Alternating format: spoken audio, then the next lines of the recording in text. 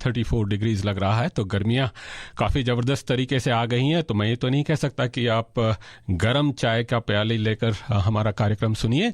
मैं यही कह सकता हूँ कि मैंगो लस्सी या अपना वाटरमेलन काटिए और हमारा ये प्रोग्राम अगले 2 घंटे तक हमारे साथ ये सफ़र कीजिए। और इस सफ़र में, इस गर्मी के दिन में आपको थोड़ी बहुत ठंडक तो चाहिए, और ठंडक के लिए हम आपके लिए आज के कार्यक्रम में विशेष बातें कर रहे हैं, आपको ले जा रहे हैं ठंडी जगहों पर।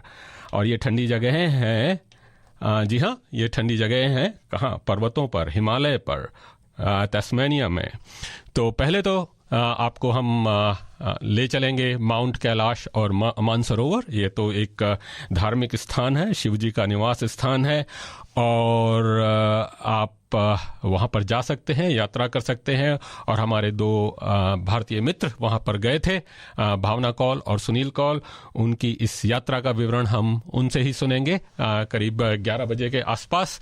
और जैसा कि मैंने बताया था पहले कुछ कार्यक्रम में, पिछले वर्ष हमने तस्मानिया का ओवरलैंड ट्रैक किया था, उसका भाग 1 सुनाया था, लेकिन दूसरा भाग सुनाने का अवसर नहीं मिला, और लगभग 1 वर्ष होने को आया है, तो आज उसका भी दूसरा भाग सुनाएंगे।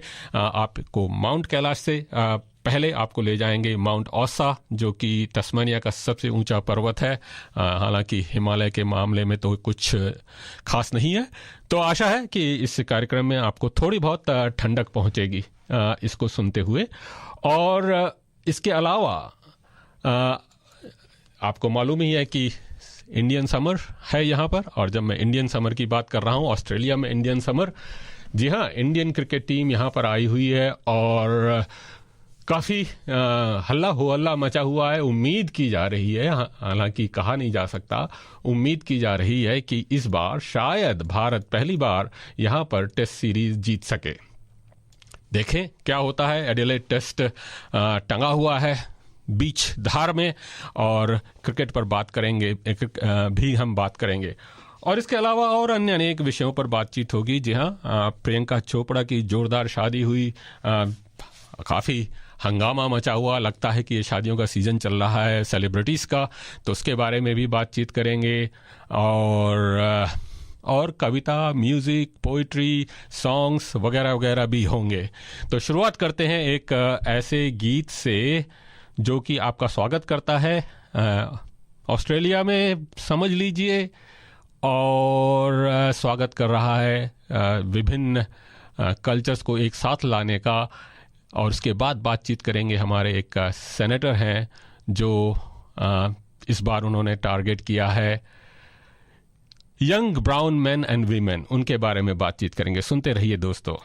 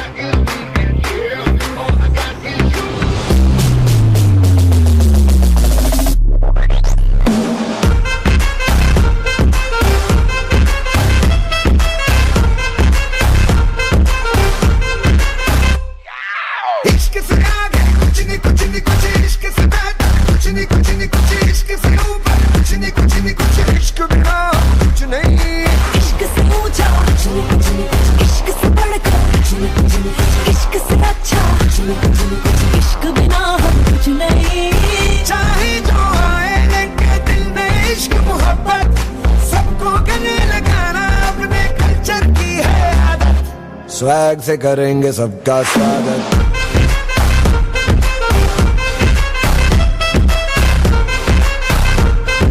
स्वैग से करेंगे सबका स्वागत।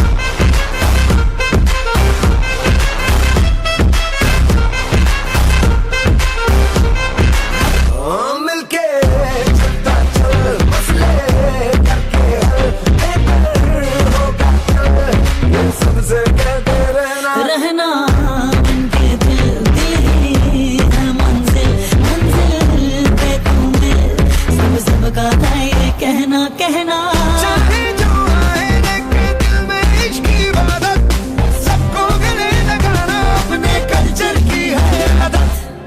Swag से करेंगे सबका स्वागत. Y'all ready to bring the riff back?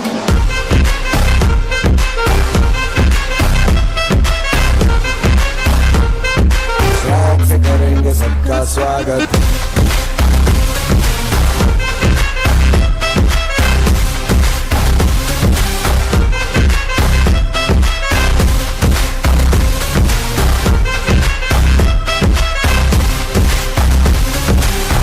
से करेंगे सबका स्वागत.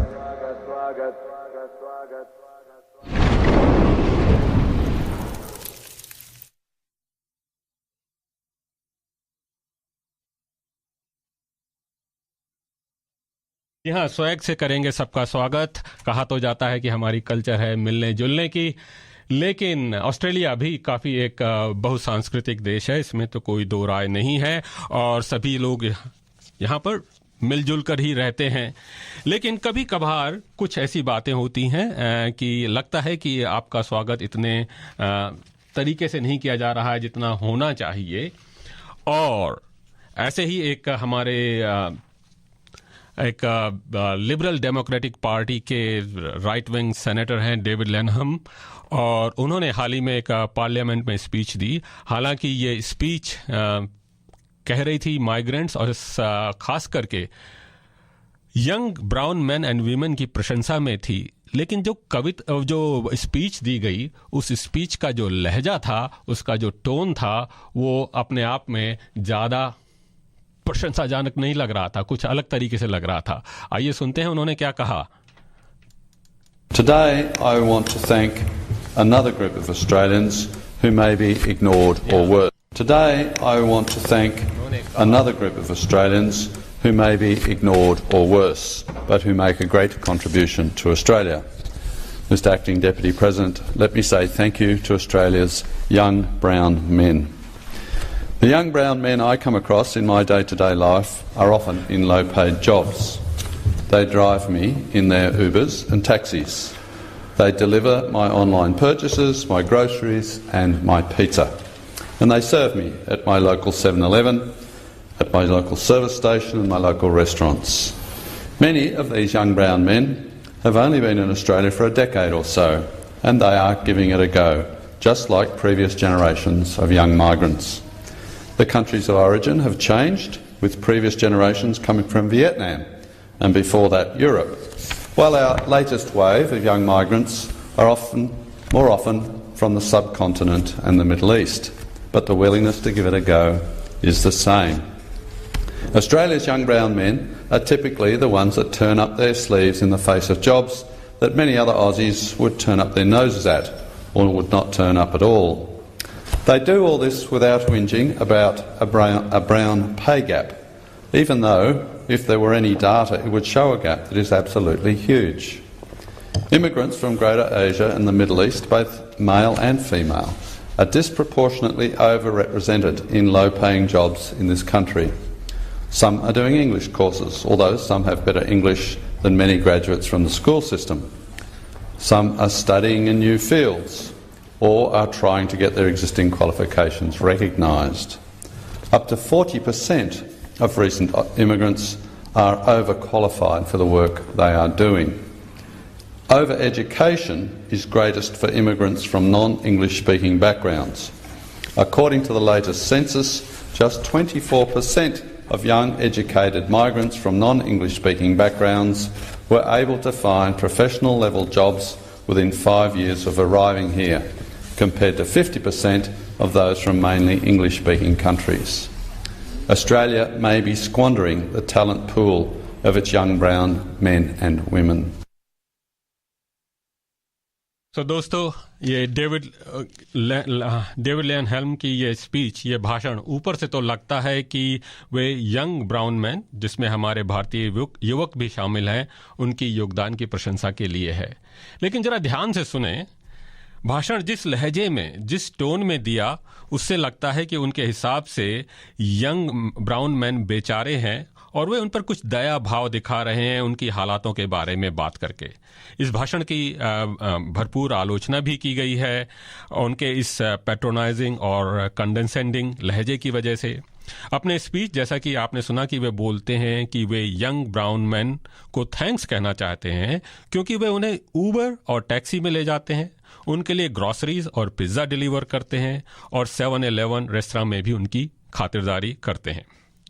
डेविड के इन शब्दों से लगता है कि वे कोई राजा महाराजा हैं और यंग ब्राउन मैन उनके नौकर चाकर हैं जो बिना किसी गिला शिकवा के उनकी सेवा में हाजिर रहते हैं। डेविड लैनहम के याद दिलाना पड़ेगा कि उनके अनेकों यंग ब्राउन मैन डॉक्टर्स और आईटी प्रोफेशनल्स, अकाउंटेंट्स वगैरह वगैरह भी हैं। कुछ यंग ब्राउन मैन डॉक्टर्स भी हैं, ब्रेन सर्जन्स भी हैं और खराब से खराब दिमाग को भी ठीक कर सकते हैं। फिर वे इस बात की प्रशंसा करने लग जाते हैं कि किस तरह से यंग ब्राउन मैन को पूरी वेजेस भी नहीं मिलती हैं, मगर फिर भी इस पे गैप की शिकायत, उसका नाम भी वो करते हैं ब्राउन पे गैप की शिकायत किए बिना काम करते रहते हैं। इस बैक हैंड कॉम्प्लीमेंट में वो न केवल एक हाथ से यंग ब्राउन मैन के शोषण को स्वीकार करते हैं कि बेचारे देखो ना कितने सीधे साधे हैं, उनको पे पूरी भी नहीं मिल रही है लेकिन फिर भी काम किए जा रहे हैं बगैर शिकायत किए हुए, और दूसरी ओर तंज कस रहे हैं वे उन महिलाओं पर, क्योंकि काफ़ी मेन एंड वीमेन पे गैप का भी काफ़ी बहस छिड़ी हुई है और वे कह रहे हैं कि इन वीमेन को भी थोड़ा इन ब्राउन लोगों से सीखना चाहिए, काहे इतना हो हल्ला मचा रहे हैं, चुपचाप क्यों नहीं अपना पे गैप स्वीकार कर लेते हैं। फिर वे कहते हैं कि अधिकतर young brown man and women जो टैक्सियां चला रहे हैं या 7-Eleven में काफ़ी काम कर रहे हैं, काफ़ी क्वालिफाइड हैं और ऑस्ट्रेलिया में इतना टैलेंट बर्बाद हो रहा है। बात तो सही है, इसमें तो कोई बात नहीं है, मगर डेविड साहब आप इसके लिए कर क्या रहे हैं? कुछ समय पहले इन्हीं जनाब ने कहा था कि माइग्रेंट्स के लिए एक स्पेशल एंट्री फी होनी चाहिए। क्यों? उनका कहना था कि ये इस एंट्री फी इसलिए होनी चाहिए कि जो ऑस्ट्रेलिया का जो एग्जिस्टिंग इंफ्रास्ट्रक्चर है उनमें इन माइग्रेंट्स ने कोई खास योगदान तो नहीं दिया है और आकर इस इंफ्रास्ट्रक्चर का फ़ायदा उठा रहे हैं। डेविड साहब से ये पूछना पड़ेगा कि जब आप ये माइग्रेंट्स लेते हैं, आपको बने बनाए डॉक्टर्स मिलते हैं, इंजीनियर्स मिलते हैं, IT प्रोफेशनल्स मिलते हैं, उनकी शिक्षा के लिए ऑस्ट्रेलिया का क्या योगदान रहता है? उनको तो बना बनाया सब मिलता है। बगैर एक धेला खर्च किए उन्हें डॉक्टर्स मिलते हैं, इंजीनियर्स मिलते हैं। डेविड की इस स्पीच का देश विदेश में भरपूर आलोचना हुई उनके लहजे की वजह से। आलोचकों का कहना है कि हाँ, यंग माइग्रेंट्स के साथ भेदभाव होता है, उन्हें कम वेजेस दी जाती है, इसमें कोई दो राय नहीं, ये सब बातों में सच्चाई है, लेकिन माइग्रेंट्स इसके खिलाफ आवाज़ उठा रहे हैं और चुपचाप नहीं सहते रहते जैसा कि डेविड साहब सोच रहे हैं। डेविड साहब को यंग ब्राउन मैन वीमेन का ख्याल इतना ही है तो बेचारगी, दया भाव, पैट्रोनाइज करने के बजाय कुछ ठोस कदम उठाने चाहिए। आप सेनेट में बैठे हैं, आप कुछ सहायता कर सकते हैं। मेरे विचार से उन्हें अपने बोलने का तरीका बदलना चाहिए। उन्होंने पहले भी काफ़ी कंट्रोवर्सीज में रहे हैं, सैरा यंग हंडरसन के बारे में भद्दी बातें कहीं, प्रधानमंत्री टर्नबुल को भी अपशब्द कहे थे। डेविड लैनहम अपनी स्पीच में 10 बार 20 बार यंग ब्राउन मैन वीमेन के शब्द का इस्तेमाल करते हैं, जैसे ब्राउन यंग मैन वीमेन जो हैं किसी तरह के अनटचेबल्स हैं, क्या हैं। डेविड साहब, अगर आपको 5 मिनट में 50 बार दैट वाइट ओल्ड मैन इस्तेमाल करें तो आपको कैसा लगेगा? अगली बार जब आप ऊबर या टैक्सी पकड़ें तो लखनवी यंग ब्राउन मैन वुमेन से बोलने की तहजीब, तमीज और सलीका सीख लें, क्योंकि young brown man and women उनको बोलने का तमीज भी है, तहजीब भी है, सलीका भी है, तो उनसे कुछ सीखने को भी आपको मिल सकता है।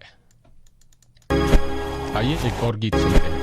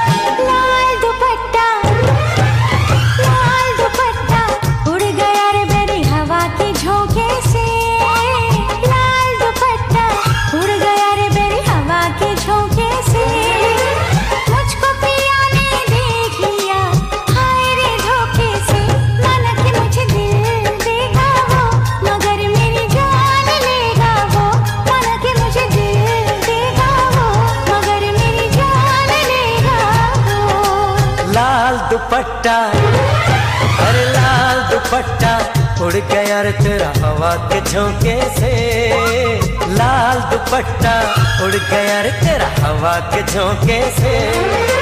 तुझको पिया ने देख लिया हाय रे धोखे से, मना के तुझे दिल देगा वो मगर अपनी जान देगा वो, मना के तुझे दिल देगा वो मगर अपनी जान देगा वो। हेलो, नमस्कार किशोर जी।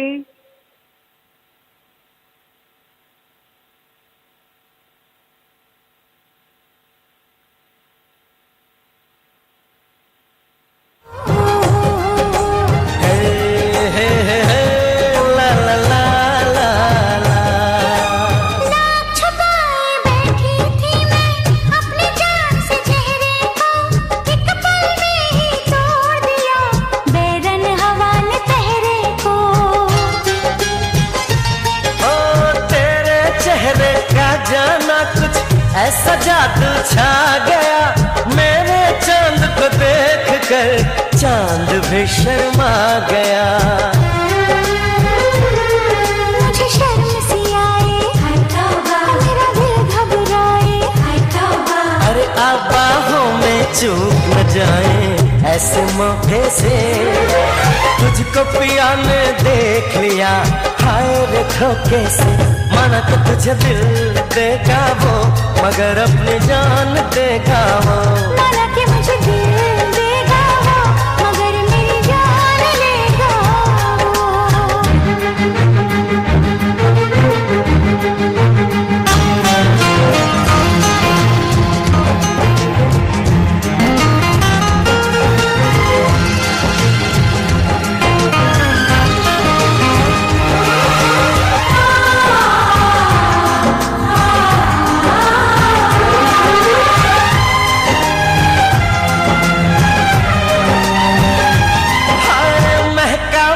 का ये समा कहने लगा आ प्यार कर मेरे सोने यार, तू दिल भर से इकरार कर।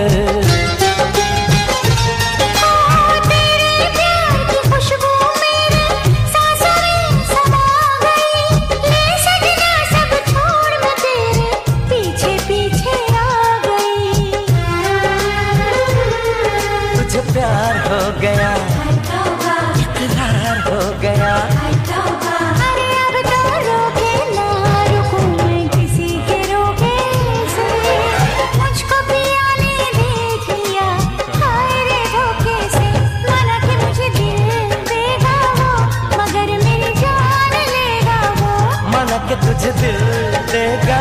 4527 पर और आपके विचारों का हमेशा की तरह हमारे इस कार्यक्रम में स्वागत रहेगा।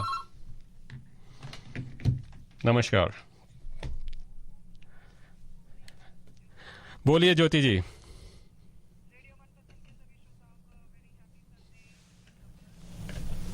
सॉरी, जरा आवाज जो है क्लियर नहीं आ रही है। हाँ बोलिए। बस ये अभी जो आपने डेविड जी की स्पीच का जिक्र किया, am I clear now? हाँ ये बोलिए। आप मेरे मोबाइल पर करना पड़ेगा 0414527962 पर। थैंक्स। सो ज्योति जी का फोन का इंतजार करते हैं। जब तक हम बातचीत करते हैं, हम प्रियंका चोपड़ा के बारे में ये आइए ज्योति जी का फोन आन से बात करते हैं और उसके बाद। ज्योति जी नमस्कार। नमस्कार Kishore ji. Finally, sorry about that. No, that's fine. A very happy Sunday to you and to radio मनपसंद के सभी श्रोताओं को धन्यवाद। मैं सिर्फ आपने जो अभी डेविड जी की स्पीच का जिक्र किया उसके बारे में सिर्फ 2-3 कमेंट्स कहना चाहूंगी। जरूर। मैं पूरी तरह से आपकी बात से सहमत हूँ, लेकिन मैं ये कहना चाहूंगी कि पहली बात तो ये जनरलाइज नहीं है। Not every person thinks like this differentiation between brown and white skin. सबसे पहले तो वो बात है जी। हमारे नेबर्स हैं जो ऑस्ट्रेलियंस भी हैं, ब्रिटिशर्स भी हैं यहाँ पे, तो बहुत अच्छा उनसे भी रिलेशन और ताल्लुक है, ऐसी बात नहीं है। लेकिन ये जो इन्होंने बात कही डेविड जी ने कि इमिग्रेंट्स के बारे में, पहली बात तो अगर सोचिए तो इस कंट्री में हर कोई इमिग्रेंट है। जी हाँ। कंट्री अगर बिलोंग करता है तो एबोरिजिनल्स को, जिनको बड़ा कन्वीनियंटली काफी साल तक कोने में पुश कर दिया गया था। जी। तो फर्क इतना है कि कुछ लोग 4 जनरेशन पहले आए, कुछ 1 जनरेशन पहले आए, कुछ अभी नए आए हैं, और बल्कि कुछ तो काफी जनरेशन पहले कॉन्विक्ट्स थे। जी हाँ। जी हाँ। तो जहां तक ये लोग इमिग्रेंट्स बोलते हैं तो वो खुद सोच के देखें कि वो कितनी जनरेशन पहले के इमिग्रेंट्स की बच्चे हैं। जी। दूसरी चीज, ये जो ब्राउन और व्हाइट स्किन का कहा जाता है, ये अगर आप हिस्ट्री भी पढ़ के देखें तो बड़ी कन्वीनियंटली ब्राउन स्किन को कह दिया गया कि तुम कम हो या तुच्छ हो या नीचे हो हमसे। जी हाँ। अगर कोई ब्राउन स्किन का आदमी किसी फेयर स्किन को ये कहे कि तुम रादर फेडेड हो, और scientifically you are devoid of a pigment in your skin, that's why you are faded, तो बड़े आराम से वो भी डिफरेंशिएट कर सकते हैं। दैट्स राइट, या। तीसरी चीज, जब ये जनाब बीमार हो कभी अगली बार अगर हॉस्पिटल जाएं और इनको इतनी ही दया है तो किसी ब्राउन स्किन के डॉक्टर से इलाज ना कराएं, तो इनको पता चलेगा कि शायद बहुत कम ऑस्ट्रेलियन डॉक्टर्स इनका इलाज करने आएंगे। लग रहा था डेविड साहब प्रशंसा करना चाह रहे थे जो यंग ब्राउन मैन का नहीं पा रहा था। लेकिन जिस तरह से उनकी बोलने का तरीका है उससे वो जो है उल्टा प्रभाव पड़ रहा है। एग्जैक्टली। तो वो आपका अंदर की जो फीलिंग है वो आपके टोन और लहजे में आ ही जाती है। और डेविड साहब अभी वो पार्लियामेंट के मेंबर हैं, तो उनके विचार महत्व भी रखते हैं। तो इस तरह के अगर मेंबर ऑफ पार्लियामेंट हैं तो हमें थोड़ा ध्यान रखना पड़ेगा। ध्यान रखना पड़ेगा, ठीक है। ध्यान रखना पड़ेगा कि आगे से ये किसी ब्राउन डॉक्टर से इलाज ना कराएं और हॉस्पिटल से जब डिस्चार्ज हो तो किसी ब्राउन उबर ड्राइवर से लिफ्ट लेके ना आए। दैट्स राइट, या। इंसान को इंसान की वैल्यू पे तोले कि जो सही इंसान है वो सही है, फिर चाहे वो किसी भी कलर ऑफ स्किन का हो या किसी भी कास्ट या क्रीड का हो। जी हाँ। तो इस तरीके की बात करने वाले मुझे लगता है अपने को ज्यादा एक्सपोज करते हैं रादर देन कन्वीनियंटली कि दूसरे का कुछ नेगेटिव ढूंढ के और उसको तुच्छ होने का एहसास दिलाना या कुछ करना। Somewhere they have some sort of inferiority complex within themselves. जी हाँ। ज्योति जी, आप हमारी रेगुलर श्रोता हैं। मैं अगला विषय उठाने वाला हूँ, लेकिन जब तक बात करूँ, प्रियंका चोपड़ा की शादी हुई है, आपने देखा है? बिल्कुल। और दिल टूट चुके होंगे इस बात से। कई लोगों के दिल टूट चुके हैं। लेकिन एक मुद्दा मैं जिससे आप बात करना चाहते हो, आपको मालूम है कि प्रियंका और निक जोनस के बीच में काफी एज गैप है। प्रियंका जी 36 साल की हैं तो निक करीब 26 साल के हैं। आपका इस बारे में क्या ख्याल है कि 2018 में ये मायने रखता है कि कौन बड़ा है कौन नहीं बड़ा है? आजकल के जमाने में मुझे लगता है जो सबसे बड़ी इम्पोर्टेंट बात रिलेशनशिप्स में आ रही है वो ये है मेंटल कंपैटिबिलिटी। जी। अब वो आप किस बेसिस पे ढूंढते हैं? कुछ लोग कास्ट के बेसिस पे ढूंढते हैं, कुछ अपनी फाइनेंशियल स्टेबिलिटी के बेसिस पे कि अगर मैं एक सेलिब्रिटी हूं और मेरा वेट 3 बिलियन 4 बिलियन का है तो आपका वेट कितना है? How much of package are you carrying? That will decide on the mental compatibility between us. अच्छा। कुछ लोग सोचते हैं आपका IQ EQ कितना है कि हम मैच करते हैं कि नहीं। तो डिपेंड करता है कि आपकी प्रायोरिटी और आपके पैरामीटर्स लाइफ में क्या है, किस मापदंड पे आप एक दूसरे को नाप तोल करते हैं। और अगर उससे आपको लगता है कि आपकी मेंटल कंपैटिबिलिटी मैच करती है तो I think age, financial status या कोई और चीज मायने नहीं रखती। As long as they are happy, that formula works. जी हाँ, बहुत ही अच्छी बात कही आपने ज्योति जी। धन्यवाद आपके फोन कॉल के लिए, और आपसे आगे भी बातचीत करते रहेंगे। Thank you Kishore ji. Thanks. तो ये ज्योति जी थी जो कुछ विषयों पर अपनी राय व्यक्त कर रही थी। और जैसा कि हमने बातचीत की, यह साल जो है सेलिब्रिटीज की ब्लॉकबस्टर शादियों का है। पहले किंग कोहली की शादी धूमधाम से हुई, और फिर दीपिका पादुकोणे और रणबीर की शादी धूम धड़ाके से हुई, और अब प्रियंका चोपड़ा और निक जोनस की जोरदार शादी ने तहलका मचा दिया है। विराट कोहली और दीपिका पादुकोणे की शादियां तो देसी शादियां थी। प्रियंका और निक जोनस की इंटरनेशनल शादी ने देश में ही नहीं विदेश में भी धूम मचाई है।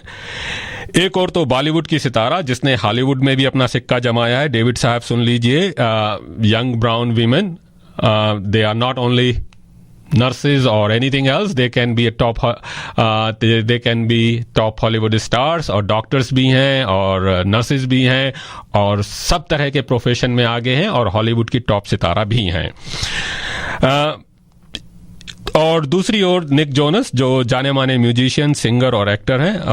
दोनों की जोधपुर के उम्मेद भवन में शादी 5 दिन तक चली। पहले हुई क्रिश्चियन वेडिंग, फिर हुई हिंदू वेडिंग। क्रिश्चियन वेडिंग में उनके ब्राइडल वेल की काफ़ी चर्चा हुई। यह 65 फीट का ब्राइडल वेल अपने आप में कमाल के साइज का था। यह इतना बड़ा था कि किसी ने कमेंट ये भी किया कि इसके लिए तो पूरे इंडिया की मच्छरदानी लग रही है।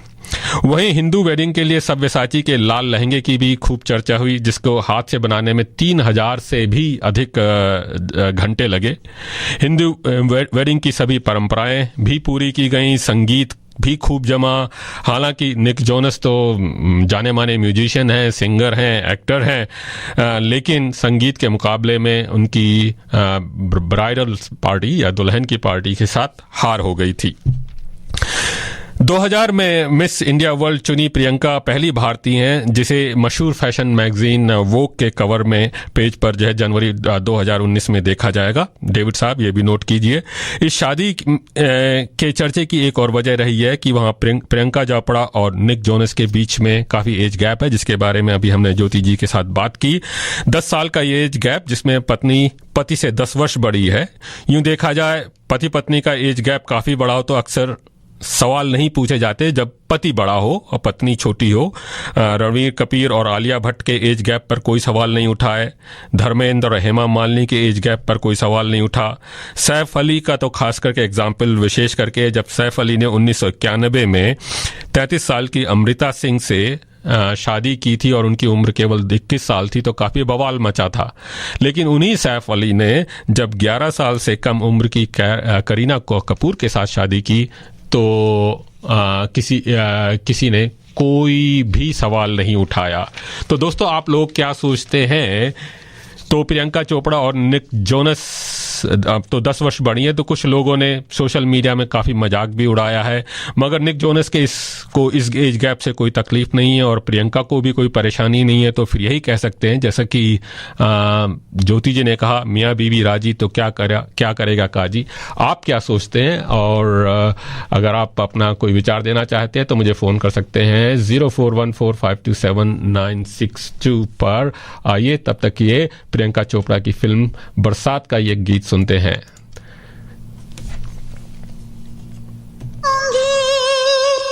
हजारों कारवां होंगे, निगाहें हमको ढूंढेंगी, न जाने हम कहाँ होंगे।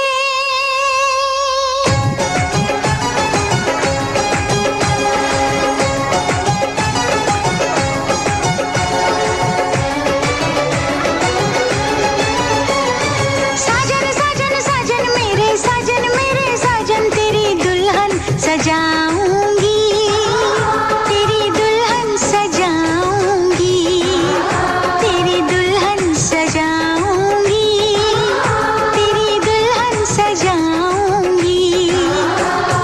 वादा दिया तुझे, जो भी वादा दिया तुझे, मैं वो वादा निभाऊंगी, मैं वो वादा निभाऊंगी। साजन साजन साजन मेरे साजन तेरी दुल्हन सजाऊंगी, तेरी दुल्हन सजाऊंगी, तेरी दुल्हन सजाऊंगी, ओ तेरी दुल्हन सजाऊंगी।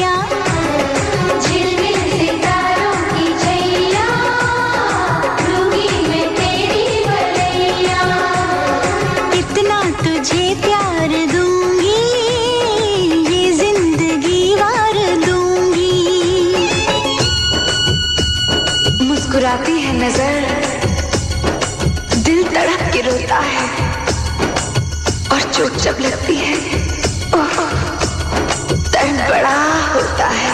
ओ साजन साजन साजन मेरे साजन दर्द सारे उठाऊंगी, दर्द सारे उठाऊंगी। साजन साजन साजन मेरे साजन तेरी दुल्हन सजाऊंगी, तेरी दुल्हन सजाऊंगी, तेरी दुल्हन सजाऊंगी, ओ तेरी दुल्हन सजाऊंगी।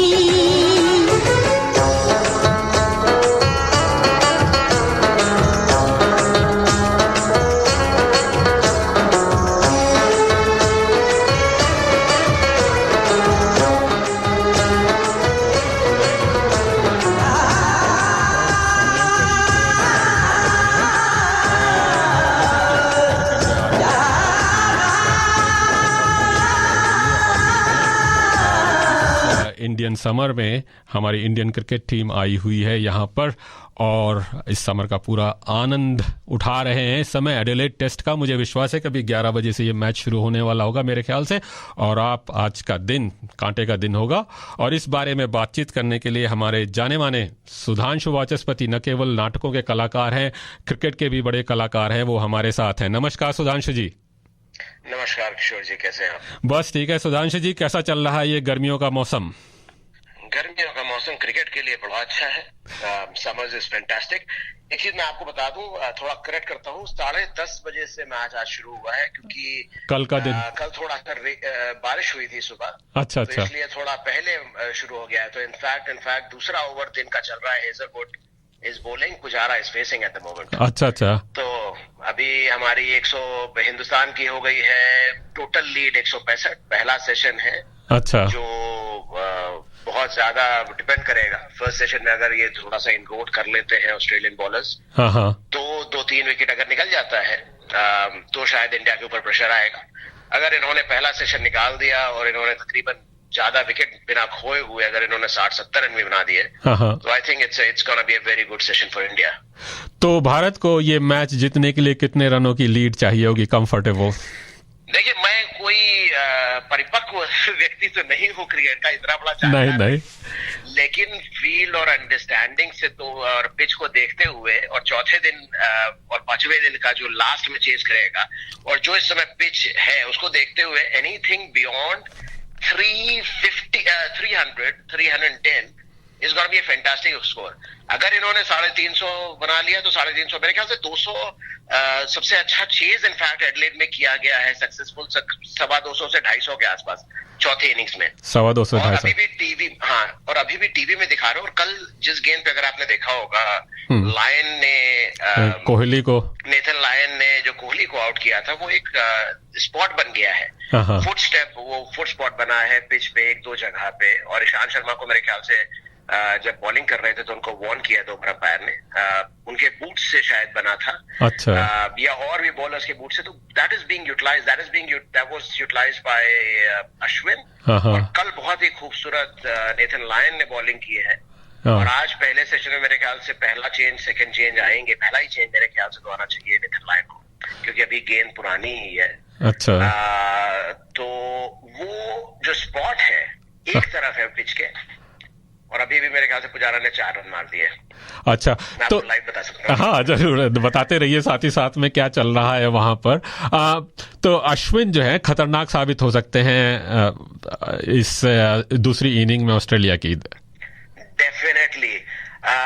देखिए अश्विन, ये जो जिस जगह पे स्पॉट है वो है 1-2 स्पॉट है लेफ्ट पे, यानी राइट हैंड बैट्समैन के ऑफ साइड पे। अच्छा। और काफी सारे स्पॉट्स हैं लेफ्ट हैंड साइड के ऑफ पे। हाँ। और Ashwin being a typical off spin bowler, ये लेफ्ट और काफी सारे मेरे ख्याल से 2-3 बल्लेबाज हैं ऑस्ट्रेलियन टीम में। हाँ। तो ये ऑफ स्टंप के बाहर पड़ के जो निकलेगी, और अगर उन्होंने गड्ढे पे पिच कराया तो it's gonna be really very vicious bowling spell कर सकते हैं अश्विन। अच्छा, तो पहले दिन में जो भारत की बैटिंग का प्रदर्शन हुआ, अगर पुजारा साहब को निकाल दें तो आपका क्या ख्याल है? मेरा ख्याल है बहुत ही ही बकवास बैटिंग की है हिंदुस्तान ने। दैट इज मतलब पुजारा मतलब जिन गेंदों पे आउट हुए हैं, मतलब once again I am too small a person and a player to actually comment, but as a थोड़े से फैन, as a fan अगर आप देखो या थोड़ी सी भी नॉलेज हो टेस्ट क्रिकेट की, तो आपके पहले 5 विकेट दिए हैं हमने मुफ्त में, आपने फ्री में दिए, क्योंकि बॉल ने कुछ नहीं किया। ठीक है, बॉल अच्छी थी, विजय की थोड़ी सी अच्छी बॉल थी, रहाणे ने तकरीबन 6 स्टंप्स पे खेल के कैच दिया है, राहुल ने 5वें 6 पे दिया है। इनफैक्ट सेकंड इनिंग में राहुल ने एग्जैक्टली सेम चीज किया है, he was playing for a T20। और अगर आपने ध्यान दिया होगा, कमिंस ने काफी उसको स्लेज किया है, क्योंकि इन्होंने 1-2 चौवे उन्होंने मारे, उन्होंने रिवर्स स्वीप खेला है कल। तो ठीक है, इंटेंट होगा, हो सकता है 60 गेंद पे 40 किया है, हो सकता है उनको बताया गया हो कि go and play aggressive, and हम पहले, क्योंकि 60 रन की अगर पार्टनरशिप हो गई, अच्छी हो गई थी सेकेंड इनिंग्स में, लेकिन पहले इनिंग्स में बहुत आराम से पहले 2 सेशन में जो किया गया है पहले सेशन में, वो हमने मतलब हिंदुस्तान ने कम से विकेट सारे मुफ्त में दिए हैं, बॉलर्स ने नहीं लिए। हाँ, तो लेकिन लगता है कि दूसरी इनिंग में उन्होंने सबक सीखा है। जी जी जी जी, राहुल ने थोड़ा सा सबक कम सीखा था शायद। विजय ने मतलब कोहली तो बहुत ही अच्छी गेंद पे आउट हुए थे, और वो होगा जैसे क्रिएट की करेगी पिच, वहां पे फुट स्टेप बने हुए हैं, तो वहां से तो होगा। लेकिन जो पुजारा और कोहली की काफी अच्छी पार्टनरशिप थी, Rahul played aggressive, but still I think he is definitely, वो एक अच्छा मौका था उनका 50 रन करने का। कल वो बहुत आराम से 50 रन बना सकते थे, बियॉन्ड इन फैक्ट। अच्छा, तो वो थोड़ा सा दिक्कत थी, लेकिन पुजारा के ऊपर है। अच्छा, राहुल, रोहित शर्मा आने वाले हैं, पुजारा है, Pant once again is a T20 player. I don't have massive hopes from Pant, irrespective what he did in England में उन्होंने जरूर 100 बनाया था एग्रेसिव, अच्छा, लेकिन पंत यहाँ पे मेरा अगेन अंदाजा है कि पंत की जो बैटिंग टेक्निक है वो चलेगी नहीं, लेकिन ये टोटली गेम है अगले 3 बल्लेबाज जो हमारे 2 खेल रहे हैं और रोहित शर्मा के ऊपर। अच्छा, अगर इन्होंने तीनों ने 150 बना दिया तकरीबन, और 325 के ऊपर अगर स्कोर हुआ तो काफी उम्मीद है, तो हिंदुस्तान जीत सकता है, जीतने की बहुत ही ज्यादा उम्मीद है। अच्छा, तो दूसरा बचेगा इसके बाद। दूसरा ये ऑस्ट्रेलिया की जो इनिंग थी, उसमें आप ऑस्ट्रेलिया भी इतना अच्छा नहीं कर पाया, लेकिन उसमें इंडियन बॉलिंग या ऑस्ट्रेलियन क्रिकेटर्स का इनएक्सपीरियंस, कौन सा फैक्टर ज्यादा इम्पोर्टेंट था? I think they definitely are missing Smith and Warner. जी, उस तो दिखाई देता है, definitely, वो तो बहुत क्लियर है। ट्रेविस हेड ने कल अच्छा 76 रन मेरे ख्याल से किए, 76 या 77 रन किए हैं।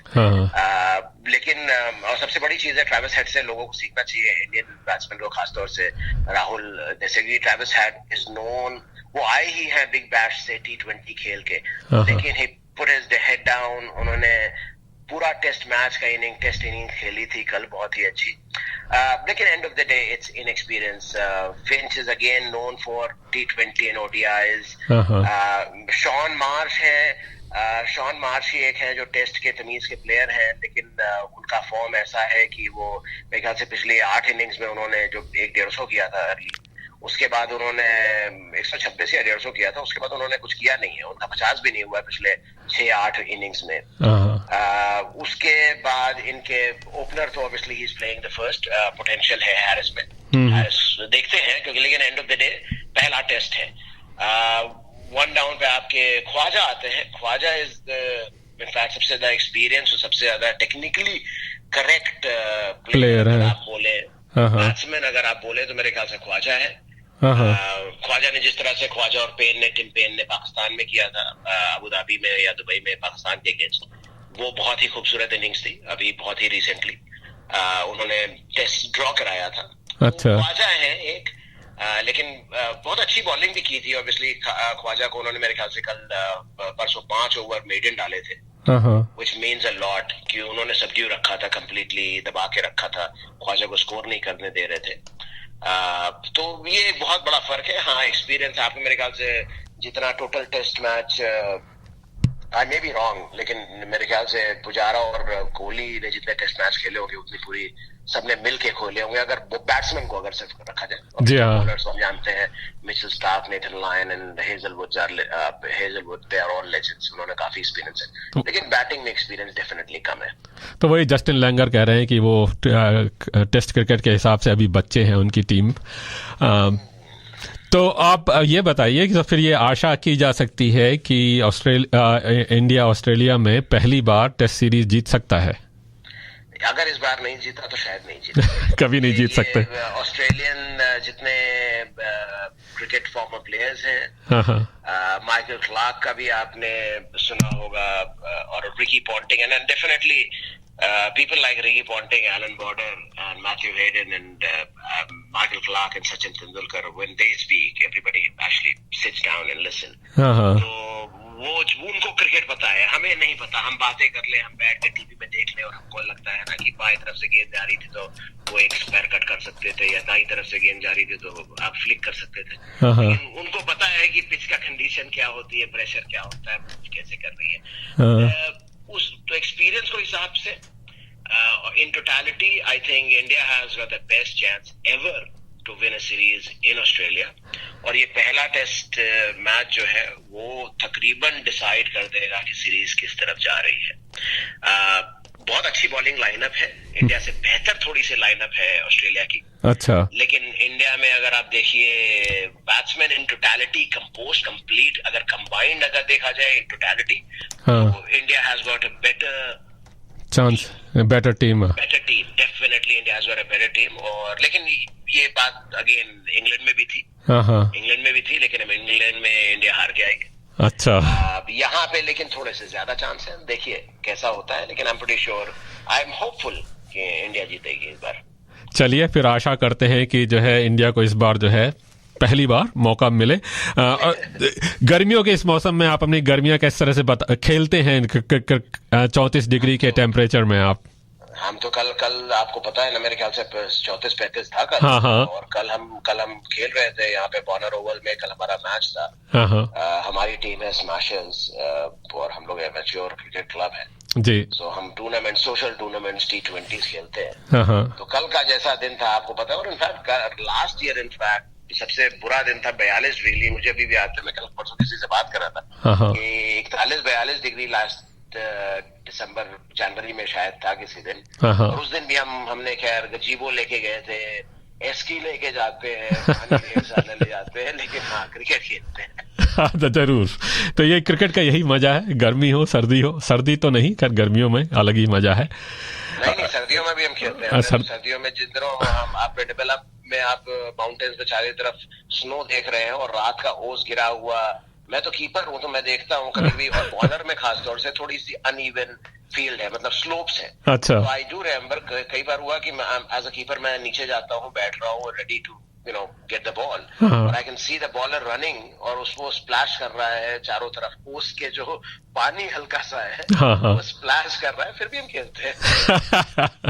तो अच्छा, अब बस चलते चलते एक और अलग सवाल, क्रिकेट से अलग सवाल। पता नहीं आप कार्यक्रम सुन रहे थे पहले या नहीं, प्रियंका चोपड़ा की शादी हुई है, और एक विषय जिस पर हम बातचीत कर रहे हैं सभी लोगों के साथ। आपको मालूम है प्रियंका चोपड़ा की उम्र 10 साल बड़ी है अपने निक जोनस के साथ। आप इस एज गैप के बारे में क्या सोचते हैं?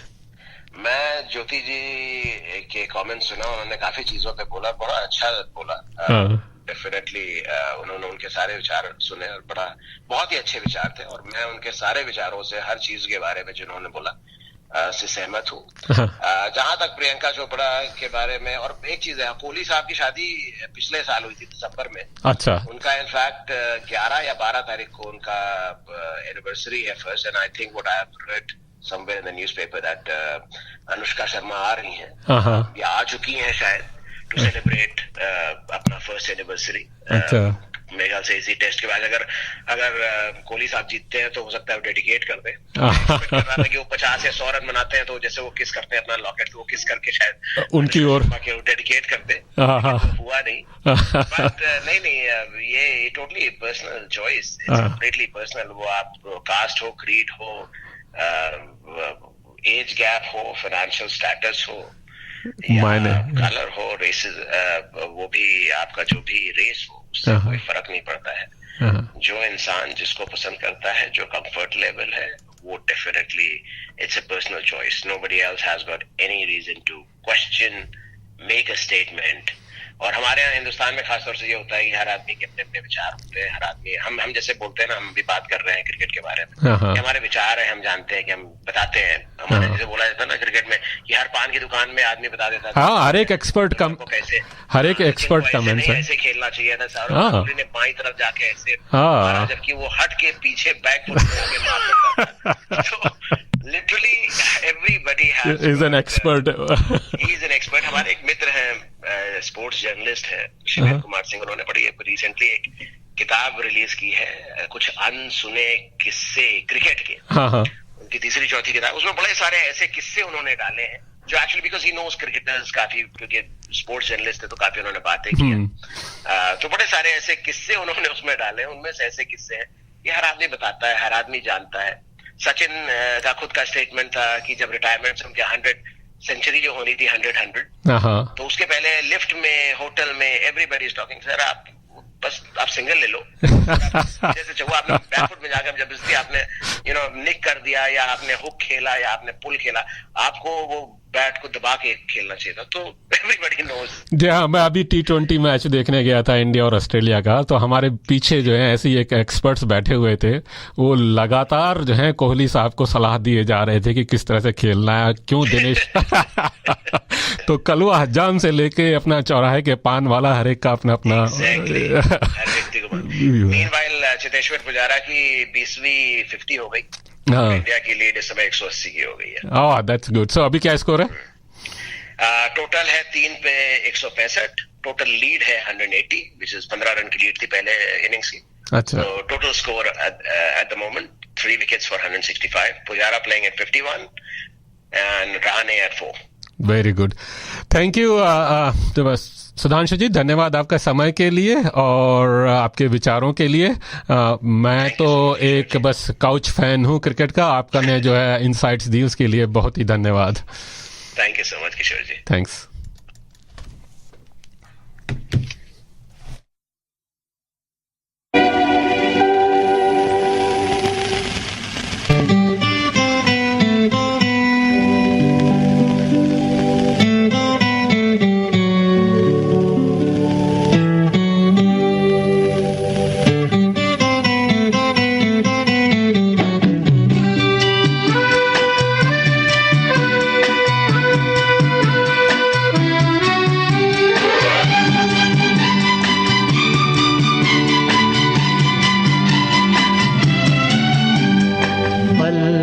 पल दिल के पास तुम रहती हो. पल पल दिल के पास तुम रहती हो. जीवन मीठी प्यार ये कहती हो. पल पल दिल के पास तुम रहती हो.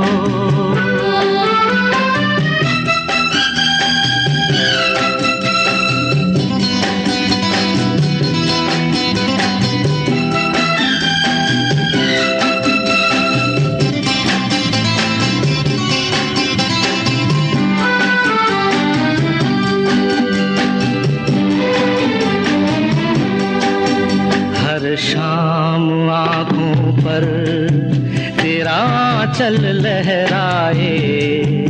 हर रात यादों की बारात ले आए. मैं सांस लेता हूँ तेरी खुशबू आती है. एक महका महका सा पैगाम लाती है. मेरे दिल की धड़कन भी तेरे गीत गाती है. पल पल दिल के पास तुम रहती हो.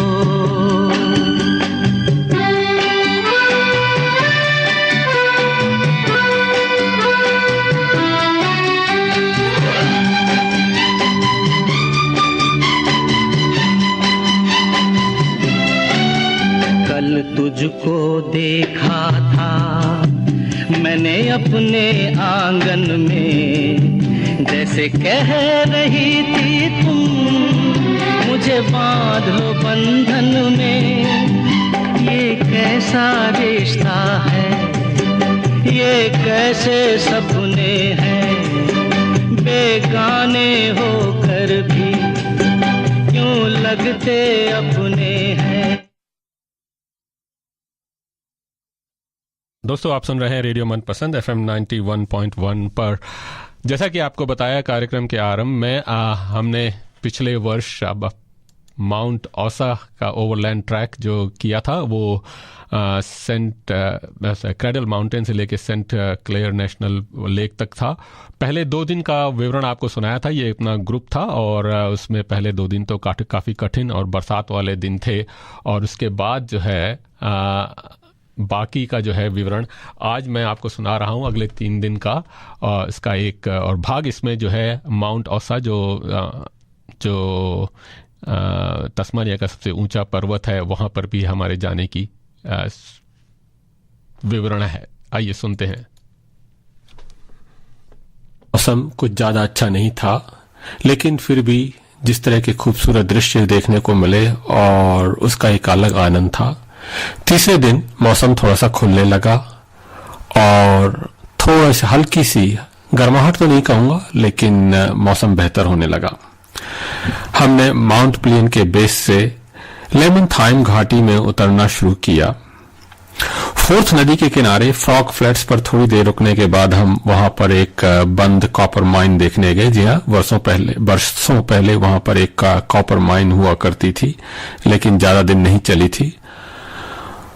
मौसम तो बेहतर ही था और नदी झरनों के किनारे वॉक का पूरा आनंद आ रहा था। एक घने जंगल में जाने से पहले यह तय किया गया कि सारा ग्रुप एक साथ जाने के बजाय हम उस जंगल के थ्रू एक एक करके जाएंगे। इसे कहा गया रिफ्लेक्शन वॉक। दुनिया भर की चिल्लपों से सैकड़ों मील दूर, फोन, इंटरनेट के झंझटों से दूर, यहां तक कि अपने ग्रुप के अन्य लोगों से भी दूर 20 मिनट का यह समय था अपने जीवन के बारे में सोचने का, थोड़ा गहराई से। वास्तव में वह 20 मिनट का समय अपने साथ गुजारने को जो मिला वो अपने आप में अद्भुत अनुभव था। चौथा दिन एक विशेष दिन था। इस दिन वॉक 7.5 किलोमीटर यानी 3.5 घंटे की थी, लेकिन साथ में एक साइड ट्रिप थी। साइड ट्रिप तो कहना जरा अंडरस्टेटमेंट होगा। इस साइड ट्रिप में हमें जाना था mount Ausa. Mount Ausa Tasmania का सबसे ऊंचा पर्वत है। इसकी ऊंचाई करीब 1617 मीटर है। देखा जाए तो दुनिया भर में के ऊंचे पर्वतों में इसकी गणना नहीं की जा सकती है। अगर आप देखें तो एवरेस्ट की ऊंचाई 5000 मीटर है, लेकिन तस्मानिया का सबसे ऊंचा पर्वत होने की वजह से इसे रूफटॉप ऑफ तस्मानिया भी कहा जाता है। इसकी लेकिन चढ़ाई करना कोई आसान नहीं है, इसलिए मैं थोड़ा घबरा रहा था। लॉन्सेस्टन में जब गूगल पर सर्च किया तो पाया कि 2015 में कैनबरा के एक पिता पुत्र जब माउंट औसा क्लाइम कर रहे थे तो 59 वर्षीय पिता 10 से 20 मीटर गहरे गिर पड़े थे और गुजर गए थे। इस खबर ने और भी घबरा दिया कि कहीं इतिहास फिर तो नहीं दोहरा रहा है। कैनबरा के एक बाप बेटे फिर यहां पर हैं। गाइड्स ने यह भी कहा कि एक बार चढ़ाई शुरू करने के बाद अकेला वापस नहीं जाने दिया जाता। वजह यह है कि मौसम वहां पर बहुत ही जल्दी बदल सकता है। अगर ग्रुप में से एक भी चढ़ाई के बीच में वापस जाने का फैसला करेगा तो सारे ग्रुप को वापस जाना पड़ेगा, क्योंकि गाइड्स की रिस्पॉन्सिबिलिटी पूरे ग्रुप के लिए थी और किसी वजह से अगर मौसम बदलता है तो उनकी रिस्पॉन्सिबिलिटी काफी बढ़ जाती है। मेरे सामने दुविधा थी, या तो हट में आराम से बैठो, वाइन और बियर अपना आराम से पियो, या फिर माउंट औसा थोड़ा सा हिम्मत करके चढ़ ही जाओ, देखी जाएगी जो होगा, क्योंकि दोबारा यहां पर तो वापस आना नहीं होगा और हमेशा दिमाग में ये रहेगा कि माउंट औसा जाना चाहिए था। अंततः माउंट आसा की विजय हुई और हमने अपने ग्रुप के साथ चढ़ना शुरू किया। पहले चरण में हम माउंट बॉरिस के बेस पर सीढ़ियां चढ़नी थी। इन सीढ़ियों को यूं तो कहा जा गया था कि स्टेयरवे टू हेवंस, मगर सीढ़ियां इतनी सारी थीं कि इसे हम स्टेयरवे टू हेल ही कह सकते हैं। माउंट बॉरिस के बेस पर पहुंचते ही हमारी आधी हिम्मत फस्त हो गई थी। यहां रुककर हमने लंच किया और चारों ओर छोटी छोटी झाड़ियों में खूबसूरत लाल लाल फूल खिले थे। झाड़ियां छोटी थीं, फूल बड़े जबरदस्त रंग के थे। इस वजह से इस एरिया को जापानीज गार्डन का नाम दिया गया था, क्योंकि ये झाड़ियां बोनसाई की तरह लग रही थीं। चारों ओर एक मखमली घास भी बिछी हुई थी जिसे बटन ग्रास कहा जाता है। सामने एक ऊंचा पर्वत दिखाई दे रहा था जो कि एक गेटवे सा लग रहा था, उसकी चोटी। गाइड्स ने बताया है कि यह गेटवे टू हेल है। लग भी रहा था, जब उसकी चढ़ाई जब देखी तो गेटवे टू हेल हो ही लग ही रहा था। हमारी चढ़ाई शुरू हुई। जैसे जैसे ऊपर चढ़ते गए चारों ओर छोटे बड़े पत्थर या बोल्डर्स, भारी भारी बोल्डर्स पड़े हुए थे। कुछ भारी भरकम बोल्डर्स पर चढ़ना भी आसान नहीं था। एक एक कदम संभाल कर रखना पड़ रहा था। एक कदम भी इधर उधर हो जाए तो गिर पड़ना और चोट खाना बड़ा ही आसान था। इस बियाबान जंगल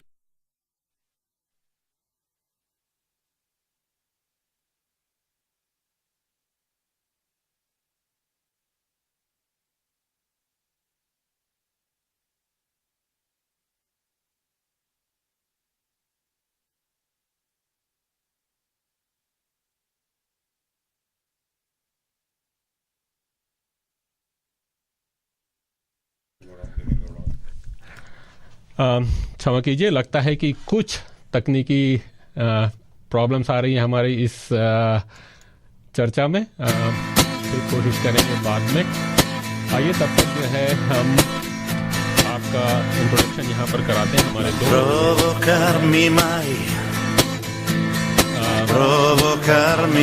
यहाँ पर हमारे साथ स्टूडियो में है और आपने बताया कि हम बातचीत कर रहे हैं। उन्होंने femminilità, son d'accordo ma non marciarci sai, non distruggere questo amore mai, e tutto ciò che tu hai. Quanti brividi dai con quello sguardo provochi. उम्र तो वैसे सेकंड हनीमून की है। Accendi i fiammiferi e poi si spengono e il buio ritorna perché lo fai. Ci sono pericoli che non si vedono, non sono evidenti, ti accorgi poi. Tu sei una cosa pericolosa e preziosa, dipinta di rosa, che per il freddo non scoccia mai. Nemici noi è un dolore, sai. Se giochi tu, io non gioco più. I fuochi divampano, accende il tuo fascino, non sai rinunciare e allora vai.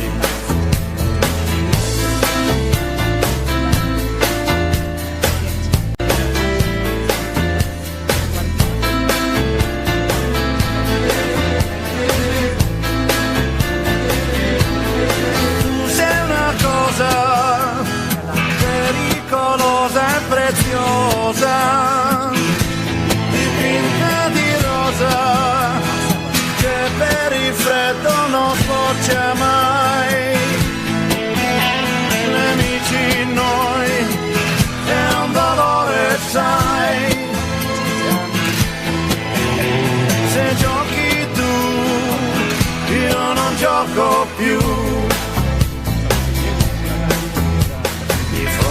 divampano. Okay, I think for me, I don't think, as I was saying earlier, I need to tell your listeners about the significance of Kailash and Mansarovar. It's such an important place in Hinduism, and it emanates absolute spirituality. And we all know that it's called Mount Meru. It's supposed to be the axis of the universe, the center of the universe. But and of course, it's important to many religions, not just Hindus. It's to Buddhists, to Jains, to Bon Tibetans. And I think the key thing is really that once the presence of Kailash and presence of Mansarovar as is when you're there is what presents that spiritual experience. Ji. So तो कैलाश और मानसरोवर का हमारे भारतीय उसमें तो काफी significance है, और आपने रिलीजियस सिग्निफिकेंस की बात की, उसका ज्योग्राफिकल सिग्निफिकेंस भी तो है. उसे I think navel of earth कहा जाता है.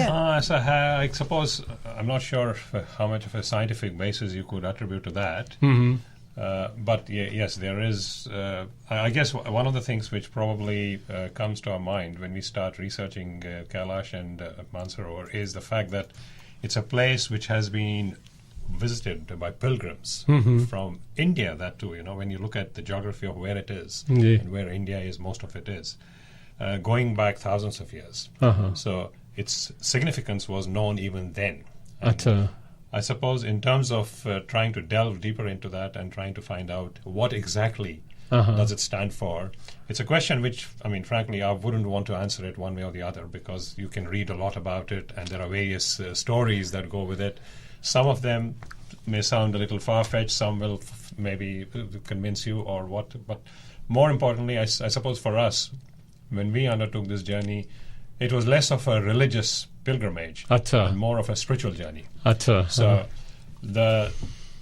and as Bhavna said, I mean, for her at least, what initiated her into this journey was also the fact that where it was in the Tibetan plateau, which is the so-called roof of the world, the very location of where it is and the accessibility to it. I mean, you can imagine going back a few decades, we could have किस तरह से जा सकते हैं. बिल्कुल जा नहीं सकते थे. In fact, it was inaccessible for us.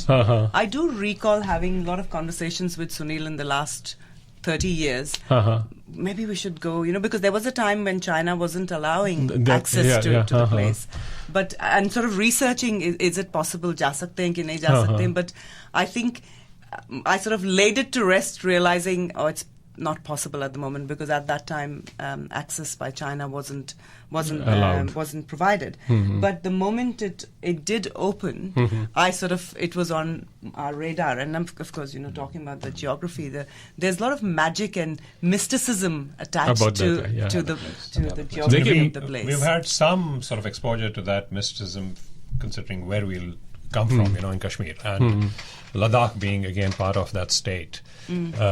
Most people probably don't realize that Ladakh in effect is the western extension of Tibet. So there has been a lot of movement of people and pilgrims into India from that side of Tibet. And in fact, Ladakh was partly ruled from Tibet as well at some point in history. So that cultural connection also comes from there, for us at least, where we come from, and our love for mountains. That's what finally sort of became a trigger for us to go on this journey.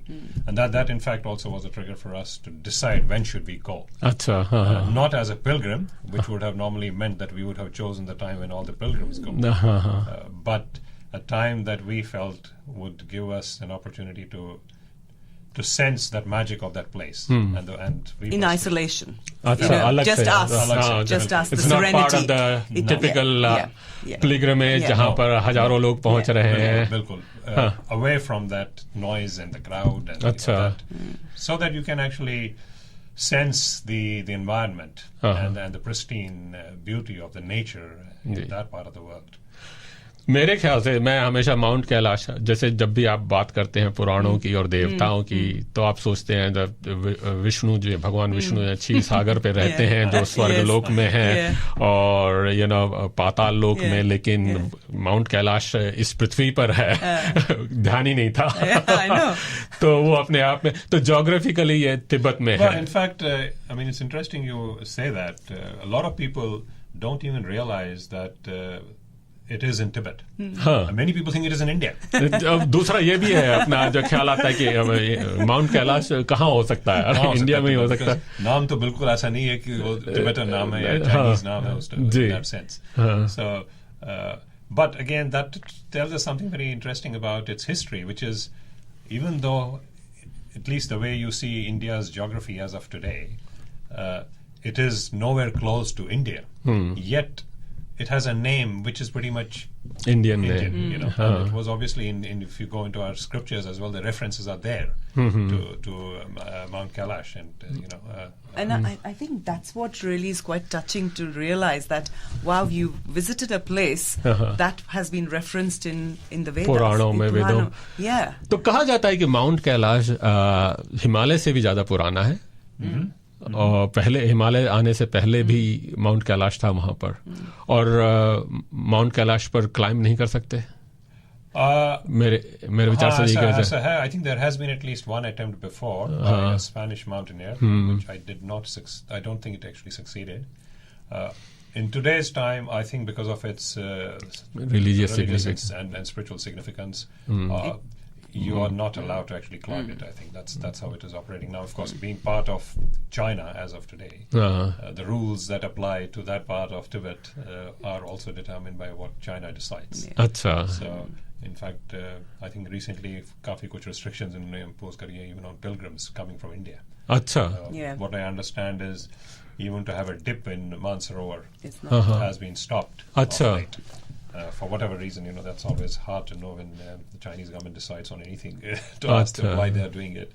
So definitely some of those things are changing from time to time depending on what the Chinese government decides to do. And it's that part of China again which has heavy restrictions in terms of the movement of people, who gets in, who gets out, and you're very closely monitored all the time. Yeah, and in fact, because we started our journey in Kathmandu and waited there to get the visa, because we went as non-resident, because having a Australian passport, and to get the visa it sort of took us 3 days. Achha. And then we flew to Lhasa.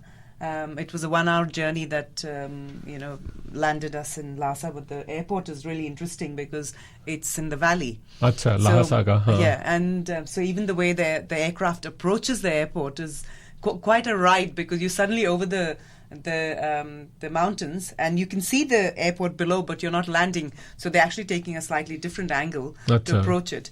And I think from when you enter, the moment you enter Lhasa, from the time you're there till the time you leave, aisa lagta hai right through ki you are being tracked. Achha. Because we actually had to produce because we drove, what did we drive, about how many kilometers? About 1,500 kilometers. From east to west. तो इसकी 2 approaches India से भी है और दूसरा China से भी. Probably count about half a dozen different approaches. Some are operating still, some are not, for various reasons, including from time to time there are natural disasters that block some of those access routes, and some are from India, some from Nepal, and some, of course, the one through China as well you can go, which is what we chose. अच्छा. We drove. तो China वाला आप drive कर सकते हैं वहाँ पर. Drive कर सकते हैं up to the base camp, basically. Up to the base camp, yes. और base camp की हाइट कितनी है? Base camp is, yes, it's about 3,000 in meters. Yeah, you could in feet probably you could say about 14,000 feet or so. Lhasa is 10,000 feet. Yes. Lhasa is 10, yeah. And so by the time you drive to Darchen, which is the base camp. In fact, that's your first biggest leap into high altitude, when you simply fly over just an hour from Kathmandu to Lhasa. Kathmandu is a bit over 4,000 feet, and then suddenly you land in Lhasa, which is over 10,000 feet. Achha. So, and that is why to sort of then adapt to that high altitude, which was one of the challenges. Challenges are there, yeah. The way we did it, and of course, as Bhavna said, she was very keen that we must have the Tibetan experience as well, not just the Hindu experience, which is what will happen when you get to to Kailash. That whole journey that we undertook from Lhasa to Mount Kailash was essentially the Tibetan experience. All the places that we stopped on the way were pretty much Buddhist experiences in all the amazing monasteries that are all over Tibet. तो अभी उसके बारे में बातचीत करते हैं, एक अपना भजन सुनते हैं और उसके बाद जारी रखते हैं अपनी बातचीत.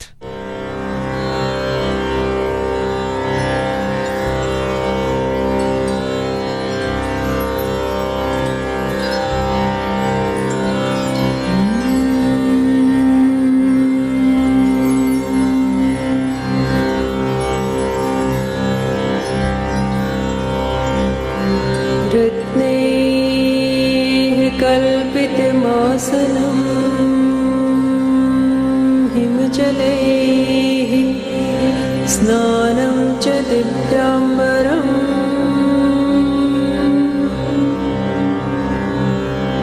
नानारत्नविभूषितं मृगमदामोदाङ्कितं चन्दनम्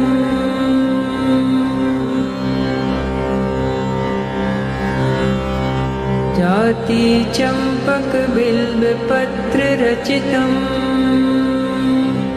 पुष्पं च धूपं तथा दीपं देवदयानिधे पशुपते हृत्कल्पितं गृह्यताम्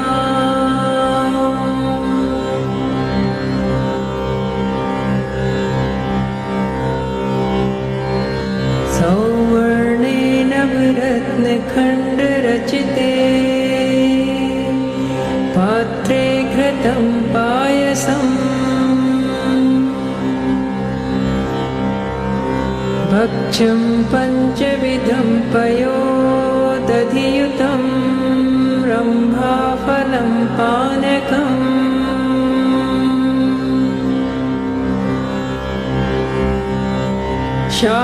शाकानामयुतं जलं रुचिकरम्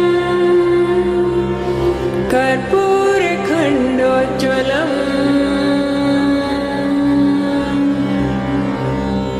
ताम्बूलं मनसा मया विरचितं भक्त्या प्रभो स्वीकुरु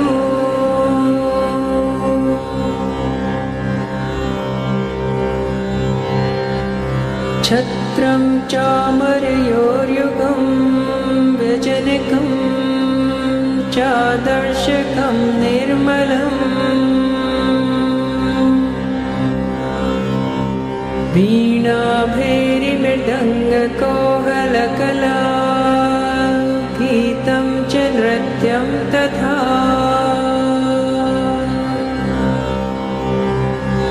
साष्टाङ्गं प्रणतिः स्तुतिर्बहुविधा एतत् समस्तं मया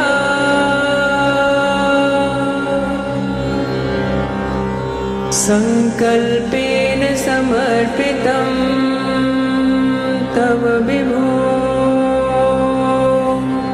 पूजां ग्रहाण प्रभो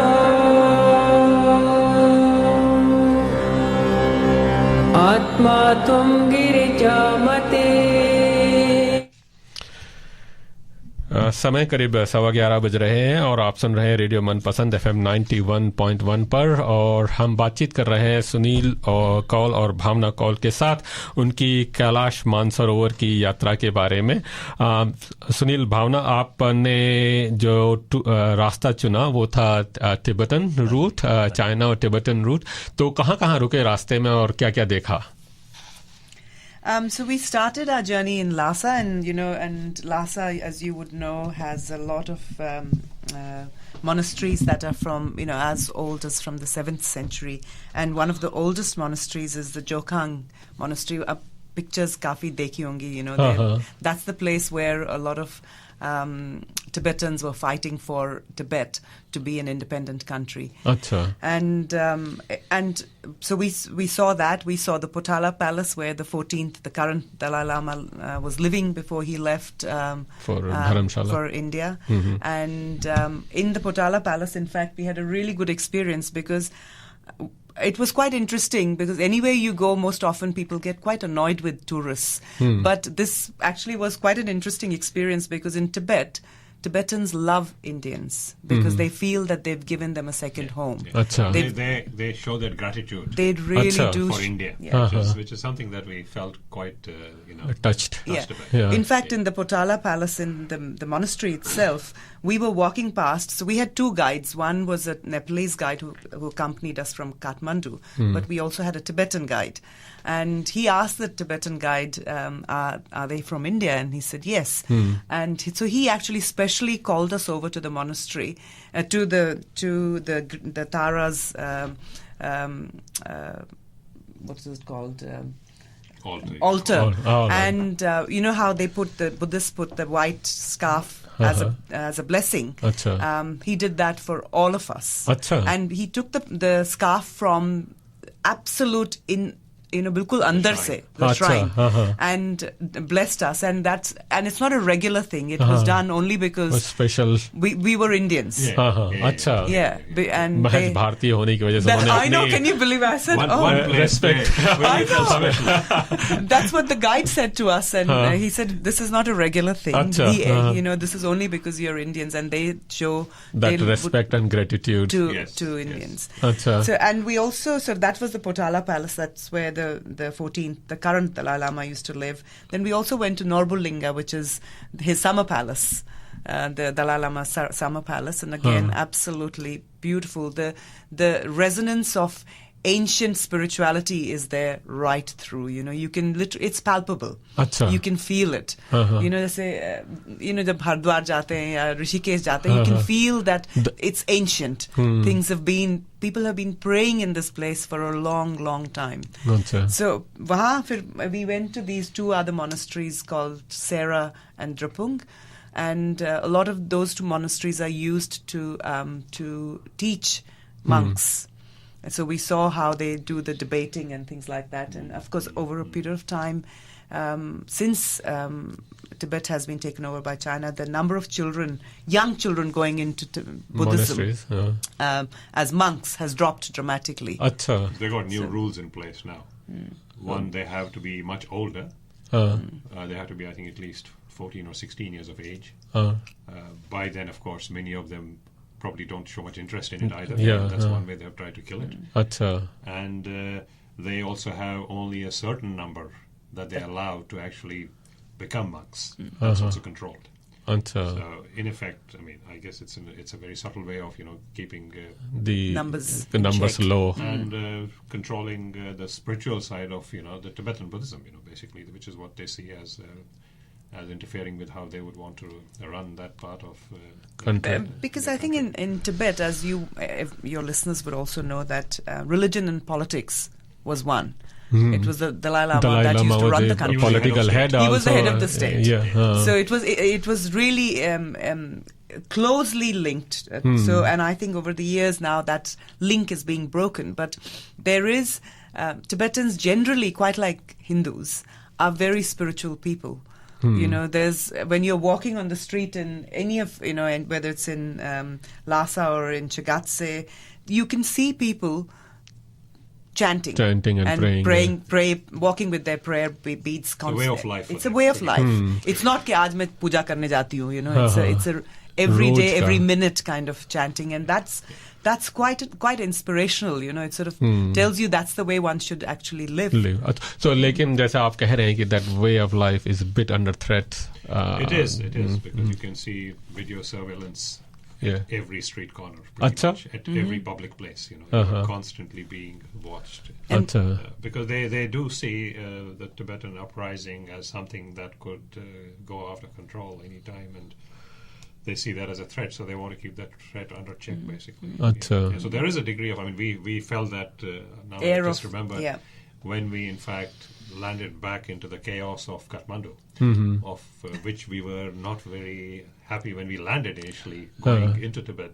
Because Kathmandu, I've not been to Kathmandu before, and I always had a slightly different picture of Hare Rama, Hare Krishna, the 70s, very clean, beautiful. But it reminded me more of Delhi rather than one of those. वहाँ पे अभी हाल ही में earthquake भी आया था ना, तो उसके बाद जो है rebuilt. It's very chaotic and very dusty as well around the time when we landed there, But it was amazing on our way back when we flew back into Kathmandu. It tells you a bit about the human pursuit of freedom, and being able to breathe freely. वो आप महसूस कर पाए. बिल्कुल. The moment we landed here, we could then compare what happens living in Tibet to all the Tibetans who are living there. They're not even given passports to travel out. वो बाहर नहीं निकल सकते हैं. The only way they can leave is escape on foot. Escape. That's the only way.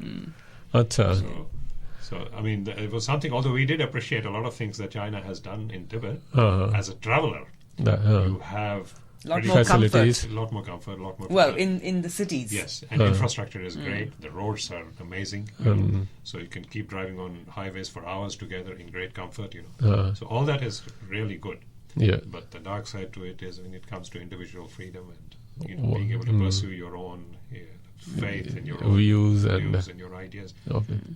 That's not there. That's not there. And we felt that really when we came back to Kathmandu and we said, "Oh, this is great." और कभी हम इन चीजों को value नहीं कर पाते हैं, और जब आप ऐसी जगहों पर जाते हैं तब आप महसूस करते हैं कि इन बातों का कितना इम्पोर्टेंस है. बैठे हुए हम लोग बात कर सकते हैं, रेडियो पर बात कर रहे हैं या कहीं भी बात कर रहे हैं. In fact, I have to tell you an incident, because one of my friends who was with us, she bought this little badge which said "I love Tibet" and put it on a scarf. And the Tibetan guide, who we became really good friends with, and he said to her, can you take this off, because it's making a statement and you don't want to be making a statement about anything. So it was quite interesting. At every point, you were made aware to be really that careful you had and to watch out as to what you were saying and what you not doing. I mean, we had a particular purpose. I mean, we left Lhasa and we drove, as Sunil said earlier, 1,500 k's to west, which is where Mount Kailash is. And along the way, interspersed were some of the ancient monasteries that come from the 7th century, and their sense of spirituality is huge, and they sing a lot of the chants that they sing are the one famous one which I think everyone would have heard is Om Mani Padme Om, and that is sort of ingrained in everyone. But then there is one more monastery in Shigatse, which is where the Tara, there's a whole altar for the Tara, which is the goddess of compassion. And this is what the guide told us, that when the 5th Dalai Lama was about to leave his body, the monks were chanting in the main hall.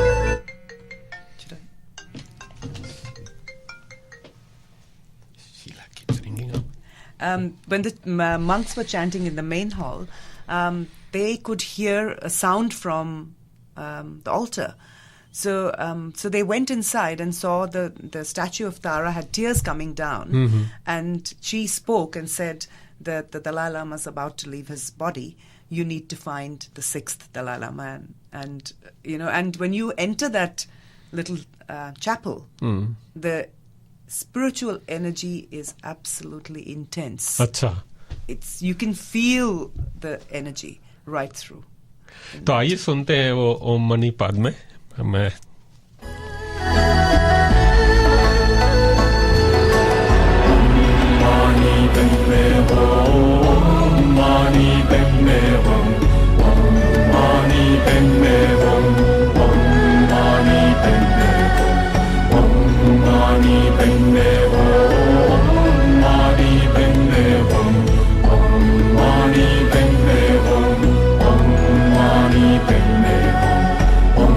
Mani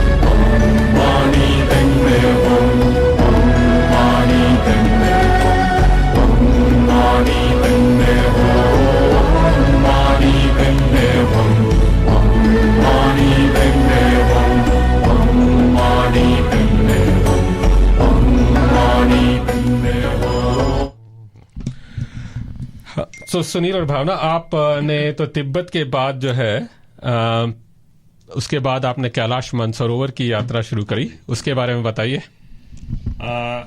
Kailash Mansarovar, as you know, was our final destination, and it was, I suppose, it made it all the more interesting.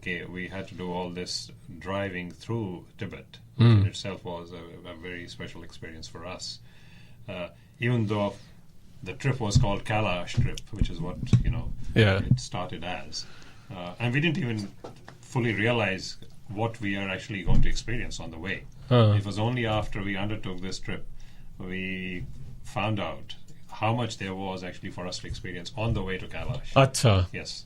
All the Tibetan places that we stopped on the way, the local experiences, cultural and spiritual experiences, and of course Tibet as a landscape, it's one of those places which that landscape itself can have a huge impact on you and how you feel, because of its vastness, its openness. And fortunately, even though we chose this trip not at a time when most people would undertake it. तो कब गए थे आप? हम गए थे अप्रैल में. अप्रैल में. और वो जनरली क्या सीजन होता है? मई से? 15th of May. Towards the end of May, then June. And then बीच में थोड़ा wet season आ जाता है, so people will then want to put it off after that, and then later on in August, after August or September. That's what the general pattern is of pilgrims, But this was a deliberate attempt. We wanted to do it outside of the peak period, to fully have that experience of being able to travel through Tibet. In solitude. Which did mean that we were also ready for some challenges because of the fact that we were not traveling through a time when amenities are better, when facilities are better, because they have to cater for a lot more people. So Hamara plan with the company that we went to, we were essentially after trying to go for this trip as early as we can in the season. And of course, because of where it is, the weather conditions, snow, etc., you can't take it probably any further than before that. So we sort of cut it very fine in that sense, and they said that's the cut-off point. Mid-April is the time you can probably do it the earliest. So I think we landed in we drove and got to Mansarovar on I think it was full moon. अच्छा, full moon का तो special significance होता है. Full moon था, and of course freezing cold. अच्छा. Parts कितना temperature था? What was it? Temperature तो खैर we were lucky in the sense that the weather, which was one of the reasons why we undertook it as well, because we knew that this is also considered at the same time the driest part of the year. Achha. So that the disruptions that can happen because of rain, wet weather can be a huge disruption in this part of the world. Particularly the way things are going these days with climate. Even though there is snow in a lot of places, but the sort of weather you would expect would be typically quite like the weather you have in Canberra in the middle of winter. Full sunshine. Bright, sunny days and very cold nights. That's the sort of, and it was perfect weather for us to be walking actually in that sense. Yes. So the whole Tibetan terrain in that bright blue sky looks absolutely magnificent. Magical. And in fact, when we landed when we got to Mansarovar, the place where we stayed, very basic, absolute basic amenities, was just on the shore of Mansarovar. Achha. So you could just step out and you're at Mansarovar Lake. You're there. Yes.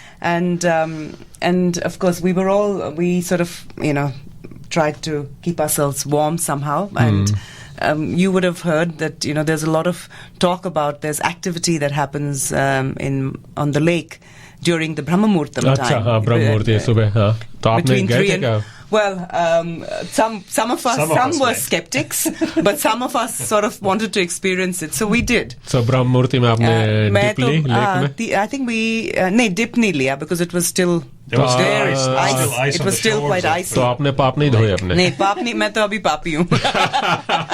इतनी दूर गए. But we did see, interestingly, and I know Sadhguru talks a lot about it in terms of the light activity of where the celestial beings coming down, and whether it was, but we did.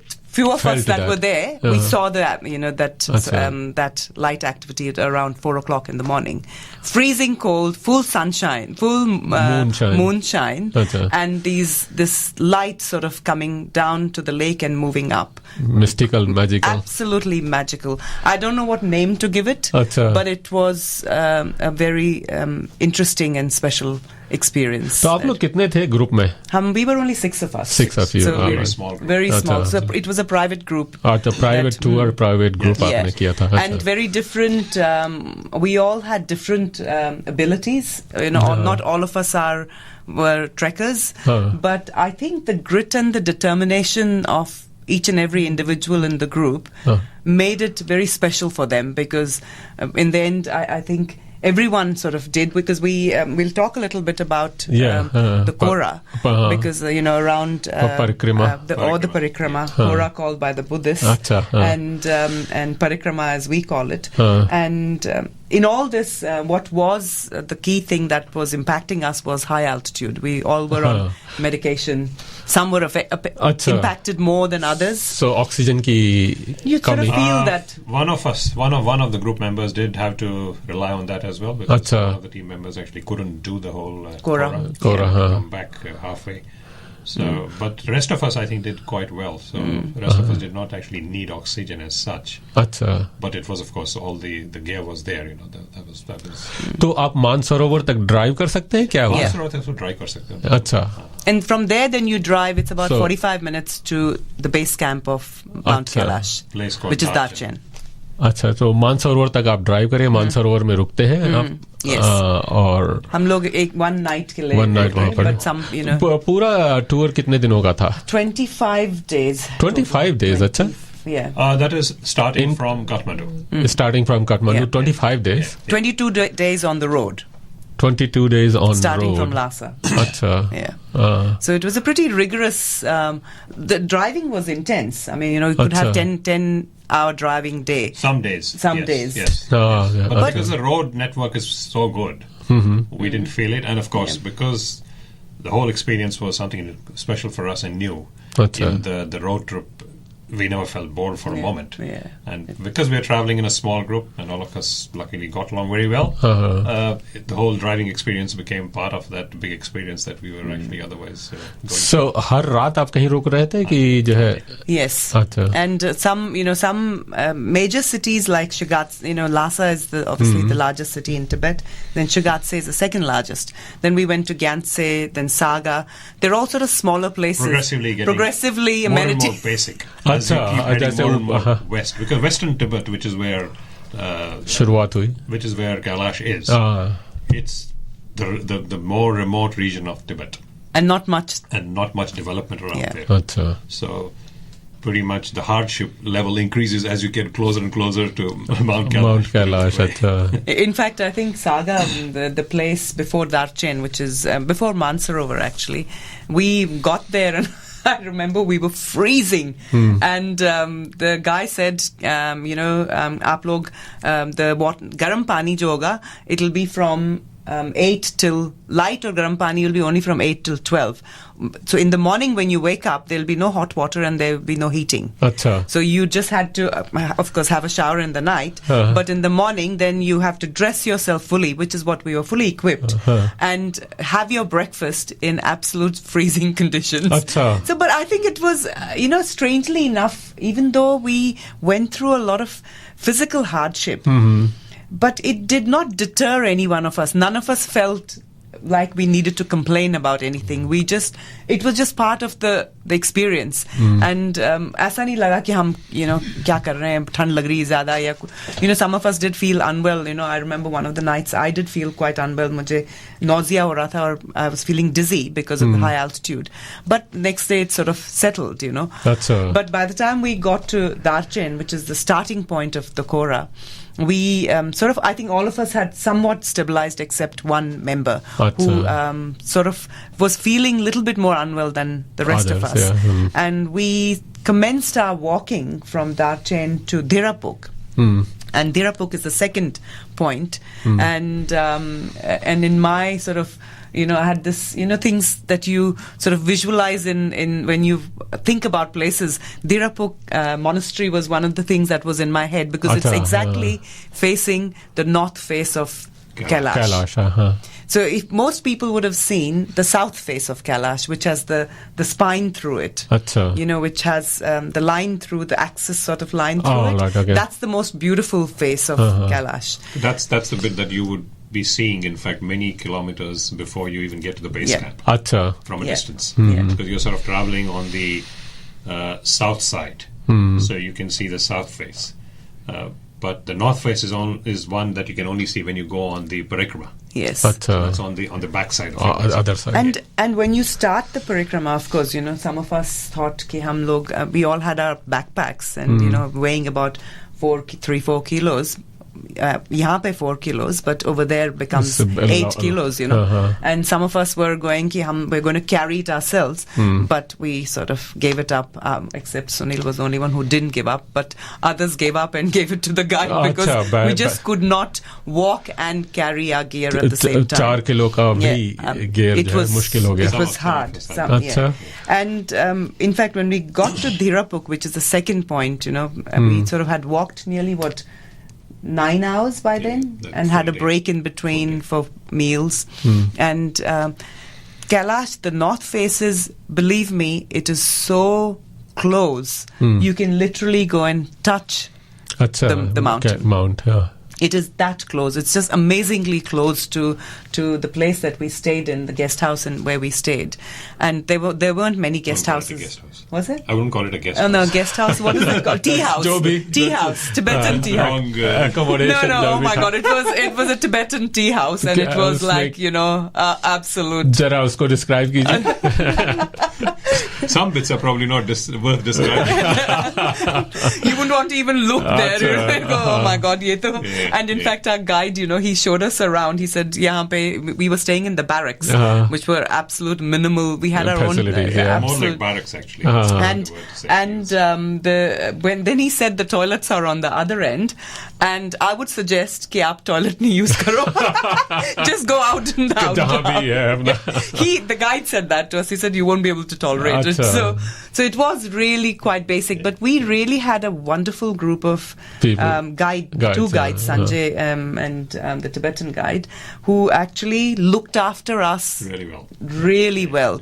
So even though we were feeling a bit tired and unwell, some of us were feeling unwell, they really made sure that at the end of the day of the 9-hour walking journey, that they gave us hot food and in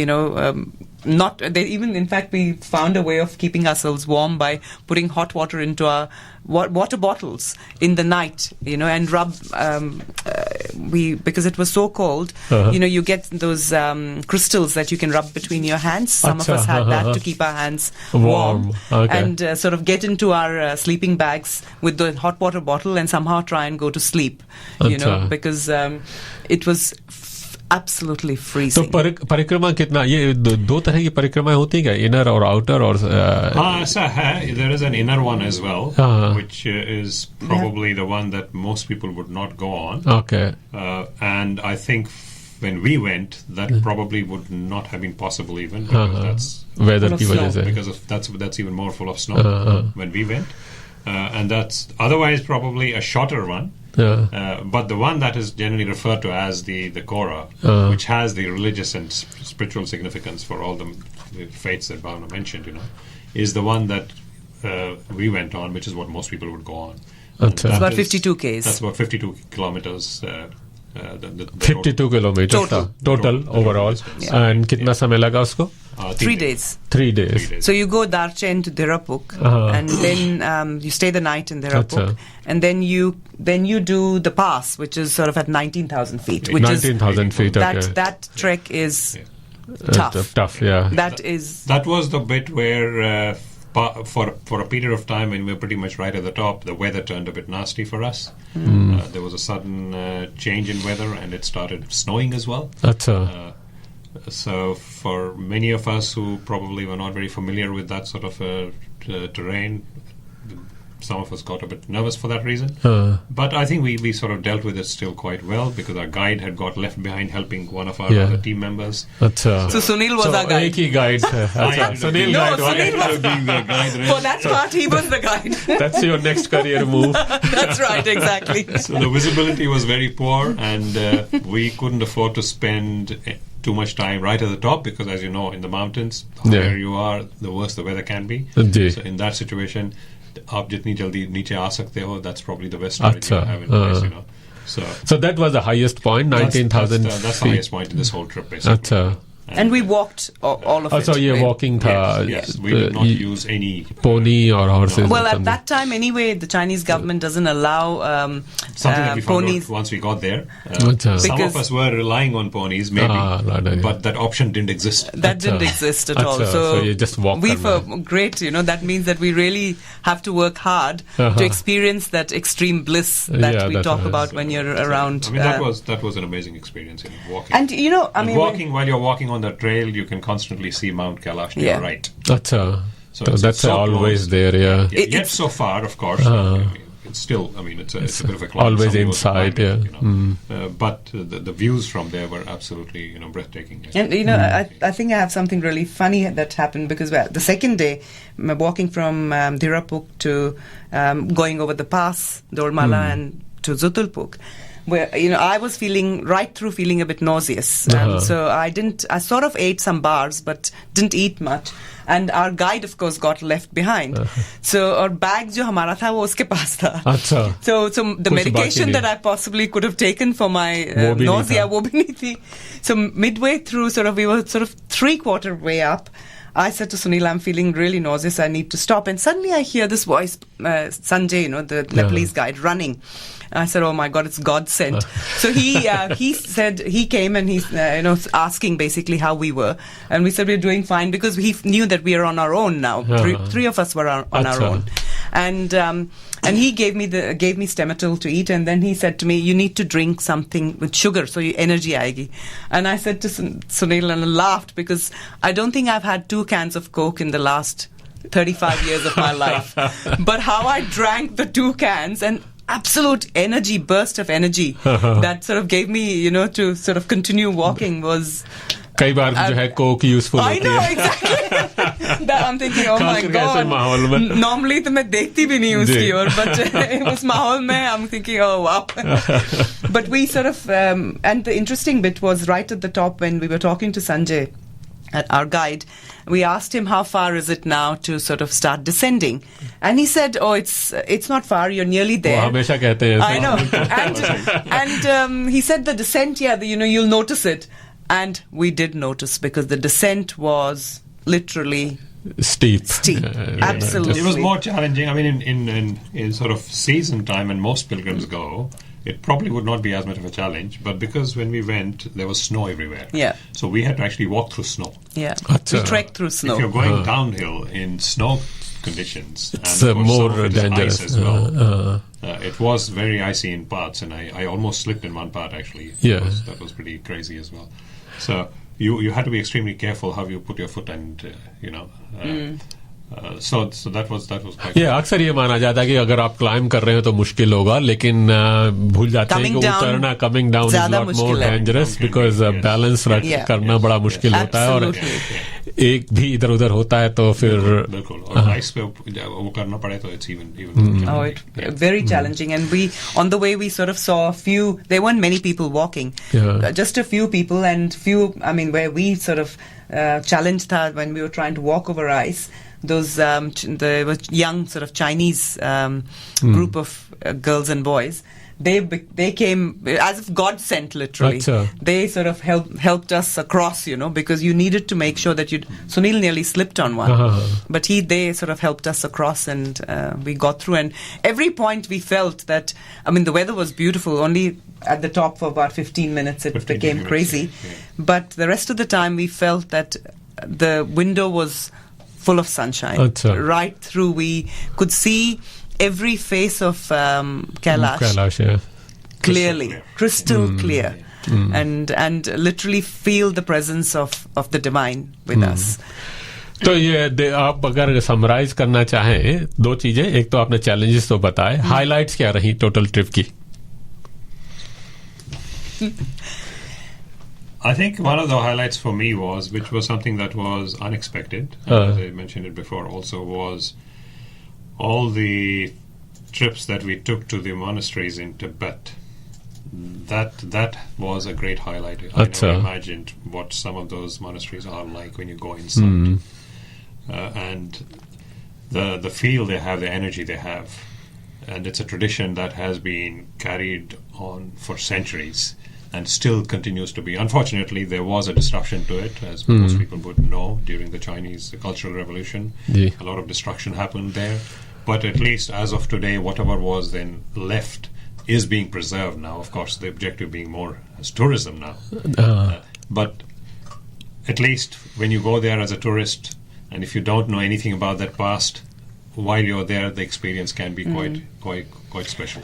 Yeah. I think my highlight was the fact that I was able to walk the Kora completely. Complete, yeah. Without, and that particularly the second part from Dirapuk to Zutulpuk, which is climbing over the pass, I sort of felt as if I was enveloped with something which I can't explain.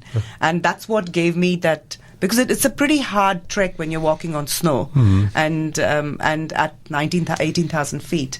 I sort of feel, for me, that was the highlight, divinity in itself. The fact that I could do it, because I'm not a trekker as such. I mean, I do a lot of walking. I'm fit to some extent, but to sort of complete it without having to ask for help, I thought that was a sense of achievement. A real sense of achievement. And so you can see one of the things on your bucket list is TikTok.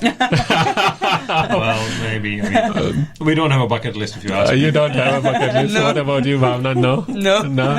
Would you like to go again there? To Kailash? Yeah. I would like to, but whether maybe we not, would really be able to do it so easily as we did it this time, depends when we go. Depends. Particularly on the way we did it. I mean, it required a lot of physical energy. And I think we got lucky as well on a trip like that. You just got to make sure that the destiny keeps you on track, and you don't get into any major strife. One of the things that one of our doctor friends had told us to take this medication because you can get cerebral edema when you climb up to 18,000 feet.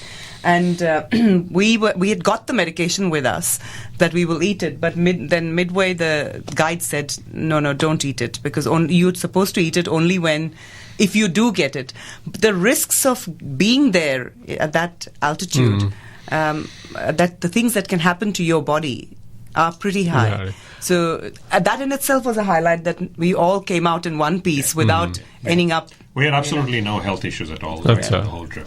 कहा जाता है, आपका सच्चाई कहाँ तक है या myth है कि कहते हैं माउंट कैलाश उधर जो है आप एज क्विकली होते हैं, आपके nails and hair everything grows quicker. Oh, really? अगर आप लोग तो फ्रेश दिखाई दे रहे हैं. कुछ ग्रो नहीं हुआ है. बुरे नहीं लगे. लेकिन that could be because of the weather. Yeah, that's right. Because the weather is very harsh. As I say, there's a lot of myths as well. That altitude, the body may be reacting differently. Absolutely. आइए एक और भजन सुनते हैं और इसके बाद जो है बातचीत समाप्त करते हैं.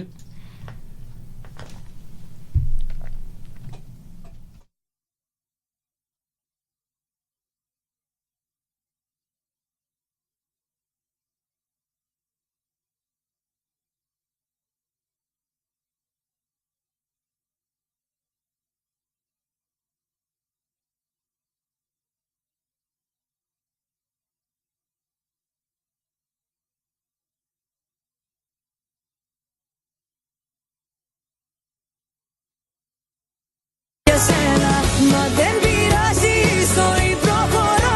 Εσύ να είσαι καλά και εμείς λιγάκι πιο καλά από σένα.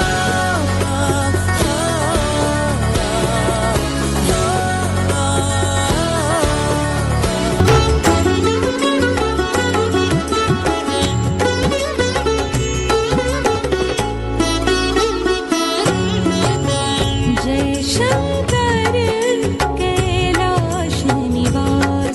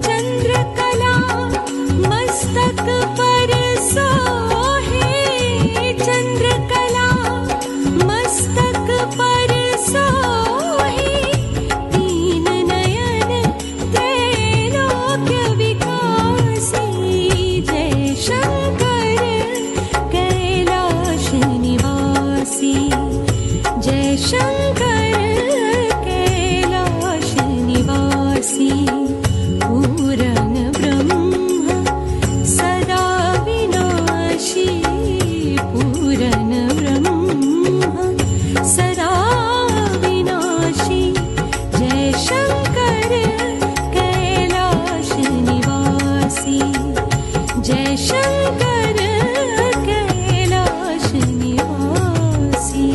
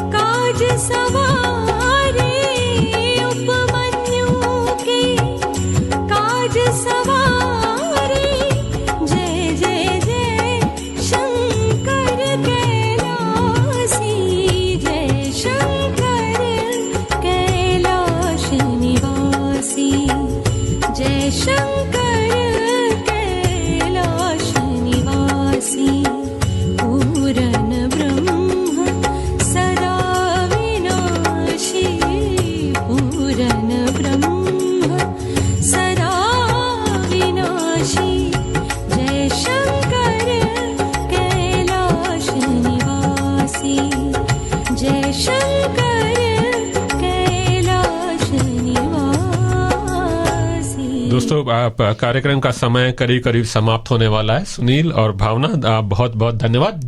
चलते चलते एक सवाल, हम आज के कार्यक्रम में बात कर रहे हैं प्रियंका चोपड़ा की वेडिंग के बारे में, शादी के बारे में, और एक जो सवाल उठ रहा है वो यह है कि दोनों के बीच में एज गैप काफी है। प्रियंका 36 साल की और निक जोनस 26 साल के।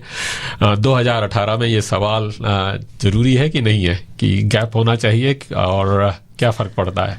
सवाल अक्सर ये होता है कि पति की उम्र थोड़ी सी अधिक होती है। सवाल होना ही नहीं चाहिए, because if a man can marry a woman who is 20 years younger, a woman can marry a man who is 10 years younger, and of course if that's what makes उसको खुश, वही चीज करता है, it's her life. We're not living her life, she's living her life. आज के time में तो एज कोई मायने नहीं रखता। Mine exactly, yes. वैसे पतियों की थोड़ी सी उम्र अधिक होनी चाहिए, क्योंकि धीरे-धीरे ग्रो करते हैं। पुरुषों की बुद्धि जो है थोड़ी धीरे से डेवलप होती है, तो अगर मेंटल कैपेबिलिटी रहे तो अच्छा रहे। ये भी एक लॉजिक हो सकता है। ये हो सकता है, but maybe Nick Jonas is a very mature 40-year-old, even though he's 26. आजकल तो वैसे भी लोग मैच्योर इतनी इजीली होते नहीं है। पर आपके समय के लिए बहुत बहुत धन्यवाद। आप दोनों यहाँ पर आए और कैलाश मानसरोवर की खूबसूरत यात्रा का जो है आपने जो विवरण दिया, वो अपने आप में अनूठा और अनोखा अनुभव था। धन्यवाद। Thank you for the opportunity. Thank you दोस्तों, आप इसी के साथ आज का कार्यक्रम समाप्त होता है और आप हमारा कार्यक्रम सुनते रहिए। और अगला कार्यक्रम ट्यूसडे को 7 से 8 के बीच में, और अगले रविवार को 10 से 12 के बीच में। और कार्यक्रम आपको कैसा लगता है, कार्यक्रम में क्या सुधारना चाहिए, क्या नहीं सुधारना चाहिए, आप हमें बताइए। और चलते चलते हम ये गीत सुनाते हैं और इसी के साथ आपसे विदा लेते हैं। नमस्कार।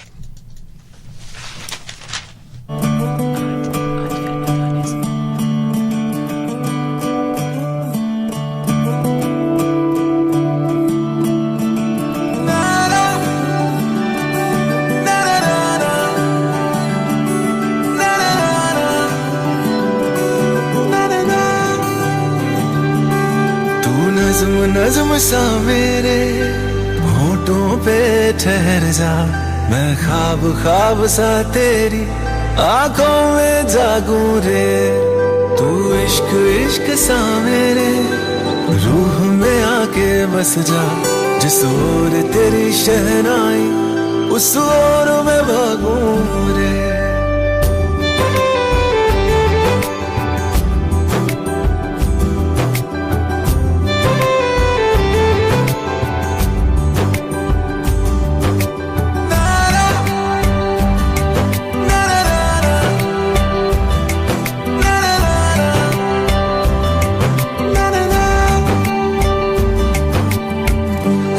थाम ले पिया, करते हैं वादा, अब से तू आरज़ू, तू ही है इरादा। मेरा नाम ले पिया, मैं तेरी रुबाई, तेरे ही तो पीछे पीछे